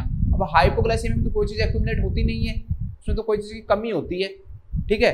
हाइपोग्लाइसेमिया में तो किसी चीज की क्या होगी, कमी होगी। तो एक्चुअली में ये किसकी बात कर रहे हैं यहाँ पे, डायबिटिक कीटोएसिडोसिस की बात कर रहे हैं। तो ये पूछ रहा है कि भाई डायबिटिक कीटोएसिडोसिस के अंदर क्या चीज ब्लड के अंदर क्या हो जाती है दोस्तों, एक्यूमुलेट हो जाती है, जिसके कारण उसके अंदर क्या आते हैं, सिम्टम्स आते हैं, जिसके कारण उसके अंदर क्या आते हैं, सिम्टम्स आते हैं। तो क्या क्या डेवलप होती है टाइप फर्स्ट का डायबिटिक कीटोएसिडोसिस, तो कीटोन होते हैं ना, बस कीटोन ढूंढना है, अलग तरीके से लिख रखा होगा। पहला कह रखा है दोस्तों सोडियम बाइकार्बोनेट क्या हो जाते हैं, इसके अंदर एक्यूमुलेट हो जाते हैं। भाई ब्लड के अंदर डायबिटिक कीटोएसिडोसिस में मैंने आपको बताया कि सोडियम बाइकार्बोनेट हो जाते हैं। अगर सोचो कि सोडियम बाइकार्बोनेट एक्यूमुलेट होता तो उस पेशेंट को दोस्तों एल्कोलोसिस होता है ना, जबकि उस पेशेंट को क्या होता है, मेटाबॉलिक एसिडोसिस होता है। उस पेशेंट को क्या होता है, मेटाबॉलिक एसिडोसिस होता है, न कि उसको एल्कोलोसिस होता है। तो ये ऑप्शन वैसे भी क्या हो गया, गलत हो गया। दूसरी चीज, हम ये मेटाबॉलिक एसिडोसिस के ट्रीटमेंट के रूप में यूज करते हैं हम ये, ठीक है, न कि डिजीज कंडीशन के अंदर डेवलप होता है। हम उसको ट्रीट कर रहे हैं तब हम क्या देंगे दोस्तों, उसको सोडियम बाइकार्बोनेट देते हैं। नेक्स्ट दोस्तों क्या है कि ketones as a result of rapid fat break down causing acidosis. Simple सी बात है और बिल्कुल सही बात है ये कि भाई डायबिटिक कीटोएसिडोसिस क्यों डेवलप हुआ है, कि उस पेशेंट के अंदर, उसके ब्लड के अंदर क्या डेवलप हो गए हैं दोस्तों, कीटोन्स डेवलप हो गए हैं। उस पेशेंट के अंदर क्या डेवलप हो गए हैं, कीटोन डेवलप हो गए। कीटोन क्यों डेवलप होते हैं तो पहले बता चुका हूं, क्योंकि फैट का ब्रेक डाउन करते हैं। फिर कीटोन क्या कोज करते हैं ये भी पहले बता चुका हूं आपको, एसिडोसिस कोज करते हैं। कीटोन क्या कोज करते हैं दोस्तों, एसिडोसिस कोज करते हैं। तो ये भी आपको समझ में आ गया होगा। इसके बाद नेक्स्ट क्या दे रखा है कि नाइट्रोजन फ्रॉम प्रोटीन कैटाबोलिज्म। भाई नाइट्रोजन क्या होता है दोस्तों, प्रोटीन के ब्रेक डाउन के कारण नाइट्रोजन एक्यूमुलेट होता है, जो कि क्या कोज करवाता है, ज्यादा अमोनिया का प्रोडक्शन होने के कारण अमोनिया की टॉक्सिसिटी कोज करवाता है। तो मैंने आपको कहीं भी बताया कि डायबिटीज मेलिटस के अंदर प्रोटीन के ब्रेक डाउन पे कोई फर्क पड़ रहा है, नहीं। हमने सीधा क्या पढ़ा कि भाई क्या तो कार्बोहाइड्रेट पे ग्लूकोज में फर्क पड़ता है या फिर फैट का ब्रेक डाउन होता है, तो प्रोटीन का तो कोई लेना देना यहाँ पे है ही नहीं। तो दोस्तों ये भी क्या हो जाएगा आपका, गलत हो जाएगा, प्रोटीन का कोई इन्वॉल्वमेंट यहाँ पे है नहीं। लास्ट जो ऑप्शन वो क्या कह रहा है कि glucose from rapid carbohydrate metabolism causing drowsiness. ये बात सही है लेकिन पूरी सही नहीं है। भाई ग्लूकोज का है ना दोस्तों, जब कार्बोहाइड्रेट का मेटाबॉलिज्म ज्यादा होता है तो ज्यादा मात्रा में ग्लूकोज बनने लग गया, हाइपरग्लाइसेमिया हो गया। पहली बात तो ये है कि मेटाबॉलिज्म पे इतना फर्क पड़ नहीं रहा है। मेन रीजन तो क्या है, ग्लूकोज तो है लेकिन इंसुलिन नहीं है, तो इसके कारण ग्लूकोज का लेवल क्या हो रहा है, बढ़ रहा है। लेकिन फिर भी आप मान लो कि मेटाबॉलिज्म पे भी फर्क पड़ेगा दोस्तों, तो सिर्फ ग्लूकोज के कारण का डायबिटिक कीटोएसिडोसिस डेवलप हो सकता है क्या, नहीं। सिर्फ ग्लूकोज, अगर मान लो इसके कारण ग्लूकोज का लेवल बढ़ भी गया, ग्लूकोज का लेवल बढ़ भी गया किसी भी पेशेंट के अंदर, मान लो कि ग्लूकोज का लेवल बढ़ गया, तो क्या ग्लूकोज का बढ़ा हुआ लेवल किसी भी पेशेंट के अंदर डायबिटिक कीटोएसिडोसिस डायरेक्टली कोज करवा रहा है क्या, नहीं। ग्लूकोज के बढ़ने के साथ में उस पेशेंट के अंदर क्या प्रेजेंट होनी चाहिए, कीटोन बॉडीज प्रेजेंट होनी चाहिए। हाँ, अगर ग्लूकोज बढ़ावर कीटोन बॉडीज हैं तब वो पेशेंट क्या कहलाएगा, डायबिटिक कीटोएसिडोसिस का पेशेंट कहलाएगा। तो डायरेक्टली सिर्फ ग्लूकोज बढ़ना तो मतलब सिंपल डायबिटीज मेलाइटिस का पेशेंट है, उसके अंदर कॉम्प्लिकेशन नहीं है। तो इसलिए ये ऑप्शन भी क्या हो जाएगा दोस्तों, गलत हो जाएगा। तो लिखो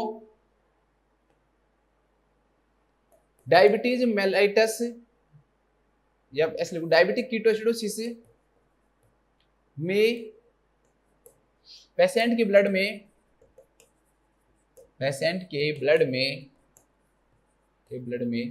कीटोन बॉडीज का एक्यूमुलेशन होता है, कीटोन बॉडीज का एक्यूमुलेशन होता है,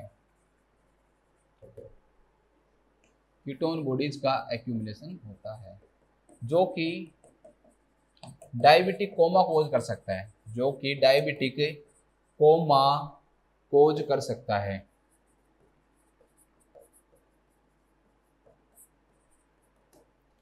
चलो नेक्स्ट क्वेश्चन देखते हैं। मतलब छोटे छोटे दो ही क्वेश्चन बच रहे हैं हमारे सामने, ज्यादा नहीं है इतना। नेक्स्ट जो क्वेश्चन है दोस्तों क्या है कि एक नर्स है दोस्तों, वो केयर कर रही है एक पेशेंट का जो कि पोस्ट ऑपरेटिव क्लाइंट है, ठीक है।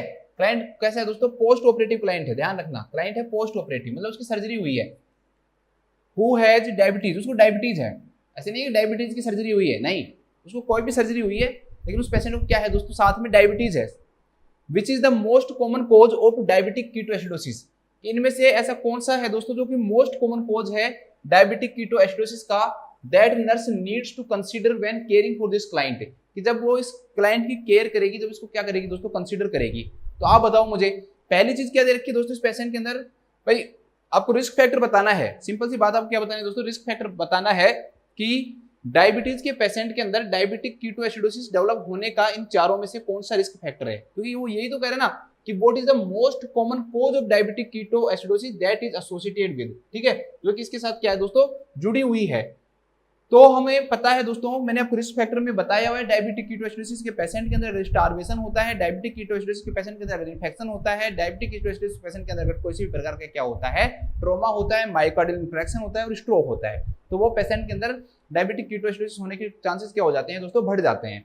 ठीक है, तो पहली बात है इमोशनल स्ट्रेस। देखो मैं मानता हूं कि स्ट्रेस भी कोज करवा सकता है, लेकिन उस लेवल तक नहीं करवा पाएगा जितना हमें अगला ऑप्शन मिलेगा। तो अभी तक के लिए इमोशनल स्ट्रेस को हम सही मान लेते हैं कि हमारी तरफ से ये आंसर अभी क्या है, ठीक है। लेकिन ये आंसर ठीक नहीं है, क्यों नहीं है, क्योंकि हमें इससे भी अच्छा मिल गया जो मैंने आपको डायरेक्टली लिखवा रखा है कि इन्फेक्शन के प्रेजेंस के कारण जो डायबिटीज मेलाइटिस का पेशेंट है दोस्तों, उसके अंदर और ज्यादा चांसेस बढ़ जाएंगे। अब पेशेंट पोस्ट ऑपरेटिव है और पोस्ट ऑपरेटिव पेशेंट के अंदर इन्फेक्शन होने के चांसेस ज्यादा रहेंगे या नहीं रहेंगे, रहेंगे। क्यों? क्योंकि ऑपरेशन हुआ होगा तो कहीं ना कहीं ओपन हुआ होगा, और कोई भी ओपन जो वुंड होता है, ठीक है, ओपन जो भी इंसिजन होगा वो क्या रहेगा, मोर प्रोन रहेगा, मोर ज्यादा रिस्क पे रहेगा इन्फेक्शन के पे। तो जो इसके कारण उस पेशेंट के अंदर क्या डेवलप हो सकता है दोस्तों, डायबिटिक कीटोएसिडोसिस डेवलप हो सकता है। इसलिए इमोशनल स्ट्रेस अब हमारा क्या हो जाएगा, गलत हो जाएगा। क्यों? क्योंकि इन्फेक्शन जो है वो ज्यादा बड़ा एक रिस्क फैक्टर है स्ट्रेस की तुलना में। स्ट्रेस भी मान सकता हूं मैं, होता है, इमोशनल स्ट्रेस भी होता है, लेकिन इमोशनल स्ट्रेस से ज्यादा फिजिकल स्ट्रेस यहाँ पे ज्यादा काम करता है। इसलिए अगर पेशेंट को इन्फेक्शन है तो डायबिटिक कीटोएसिडोसिस होने के जो चांसेस है वो क्या हो जाएंगे, बढ़ जाएंगे।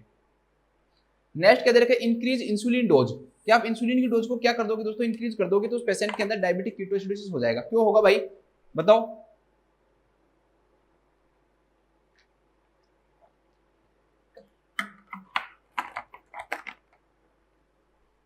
अगर आप इंसुलिन की डोज को बढ़ाओगे और डायबिटीज मेलाइटिस का पेशेंट है तो वो हाइपोग्लाइसेमिया में जाएगा ना कि डायबिटिक कीटोएसिडोसिस में, इसमें जाएगा, हाइपोग्लाइसेमिया में जाएगा, न कि डायबिटिक कीटोएसिडोसिस के अंदर जाएगा। ठीक है, तो ये क्या हो जाएगा, गलत हो जाएगा। इंसुलिन की डोज बढ़ाने से नहीं हो सकता है कभी भी, ठीक है, इंसुलिन की डोज बढ़ाने से नहीं हो सकता, कम करने से जरूर हो सकता है, बढ़ाने से नहीं होगा। इन एडिक्वेट फूड इनटेक, भाई आपने फूड क्या लिया दोस्तों, कम लिया, फूड कम लिया तो आपने ग्लूकोज कम ली, तो वहां पर यही फैक्टर काम करेगा। और ग्लूकोज कम लोगे तो पेशेंट किसके रिस्क पे रहेगा, हाइपोग्लाइसेमिया के रिस्क पे रहेगा, न कि डायबिटिक कीटोएसिडोसिस के रिस्क पे रहेगा। तो ये भी क्या हो जाएगा दोस्तों, गलत हो जाएगा।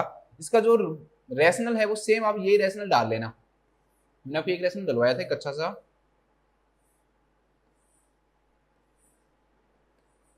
इस क्वेश्चन में डलवाया था मैंने,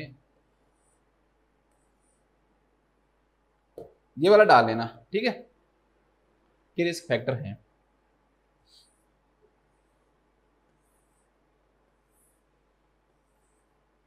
बस हो गया, आज की क्लास खत्म है। लास्ट क्वेश्चन है हमारे सामने, छोटा सा क्वेश्चन है ये।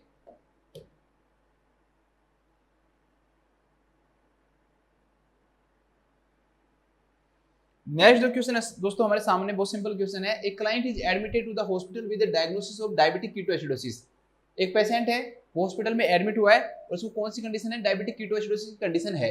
What is the initial intervention, कौन सा दोस्तों इनिशियल इंटरवेंशन होगा, मतलब फर्स्ट प्रायोरिटी किसको दोगे आप, that the nurse should expect, जो कि नर्स एक्सपेक्ट करेगी, the health care provider to prescribe for this client, कि भाई क्लाइंट के लिए क्या करेगा, हेल्थ केयर प्रोवाइडर। सिंपल सी बात है, पेशेंट को डायबिटिक कीटोएसिडोसिस है और आपको ये बताना है कि आपको जो हेल्थ केयर प्रोवाइडर है ना वो फर्स्ट प्रायोरिटी किस चीज को देगा। तो आपको क्या लगता है डायबिटिक कीटोएसिडोसिस के अंदर फर्स्ट प्रायोरिटी क्या होगी। मैंने आपको फर्स्ट तो क्या, मैंने आपको सारी प्रायोरिटी लिखा रखी है दोस्तों, जाके देख लो।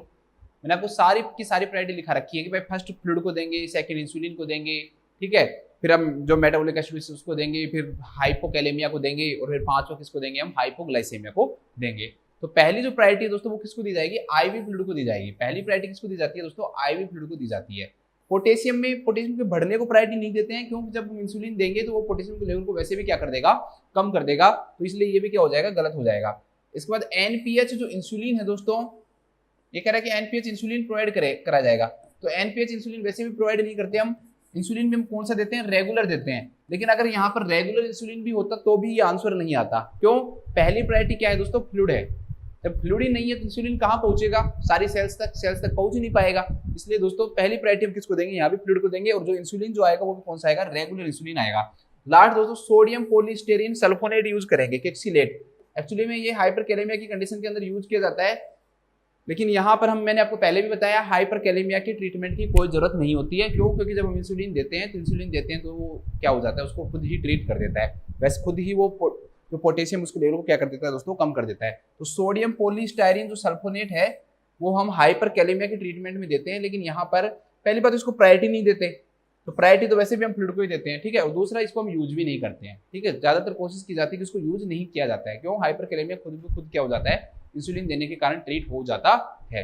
तो वही लिख दो, डायबिटिक कीटोएसिडोसिस में health care provider first priority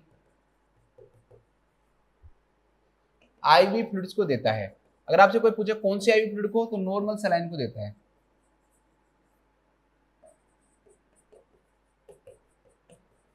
एक बार मैं रिवाइज करवा देता हूँ सारे क्वेश्चन, फिर हमारी क्लास खत्म हो जाएगी। आज मैंने इतनी लंबी क्लास भी नहीं बनाई है कि आप लोग, आपको डर लगता है लंबी क्लास देखने से, मुझे पता है ये बात। तो जो पहला जो क्वेश्चन था दोस्तों, उसके अंदर क्या है कि कोई भी जो क्लाइंट है दोस्तों एडिसन डिजीज का, हम उसको किस चीज से प्रोटेक्ट करते हैं, एक्सर्शन से प्रोटेक्ट करते हैं, ठीक है। इसके बाद नेक्स्ट क्वेश्चन देखते हैं कि भाई इसके अंदर डाइट से रिलेटेड क्वेश्चन पूछा था कि आप एडिसन डिजीज का जो क्लाइंट है उसको जो डाइट दे रहे हो क्यों दे रहे हो, कि एक्स्ट्रा साल्ट नीडेड होती है to replace the amount of being lost due to lack of sufficient aldosterone to conserve sodium, ठीक है। सोडियम को कंजर्व करने के लिए एल्डोस्टेरोन नहीं है, तो हमें एक्स्ट्रा क्या देना पड़ेगा, उसको सॉल्ट देना पड़ेगा। और पोटेशियम क्या देना पड़ेगा, उसको कम देना पड़ेगा। नेक्स्ट ब्लड ग्लूकोज लेवल से रिलेटेड था, तो मैंने आपको बता दिया था कि ये लेवल क्या होते हैं, नॉर्मल होते हैं। इसके बाद अगला जो क्वेश्चन था वो था हमारा कि भाई फर्स्ट प्रायोरिटी किसको देते हैं, वही आ गया वापस, फ्लूइड को देते हैं। नेक्स्ट जो क्वेश्चन था दोस्तों, उसके अंदर वो रिस्क फैक्टर पूछ रहा था कि भाई कीटोन बॉडी के अंदर डेवलप होते हैं, उसका मेन रीजन क्या होता है, तो सेलुलर स्टारवेशन उसका क्या होता है, मोस्ट कॉमन रिस्क कॉज होता है। और स्टारवेशन उसका क्या होता है, एक रिस्क फैक्टर भी होता है, ठीक है। इसलिए इसका आंसर क्या आ जाएगा, स्टारवेशन आ जाएगा। नेक्स्ट है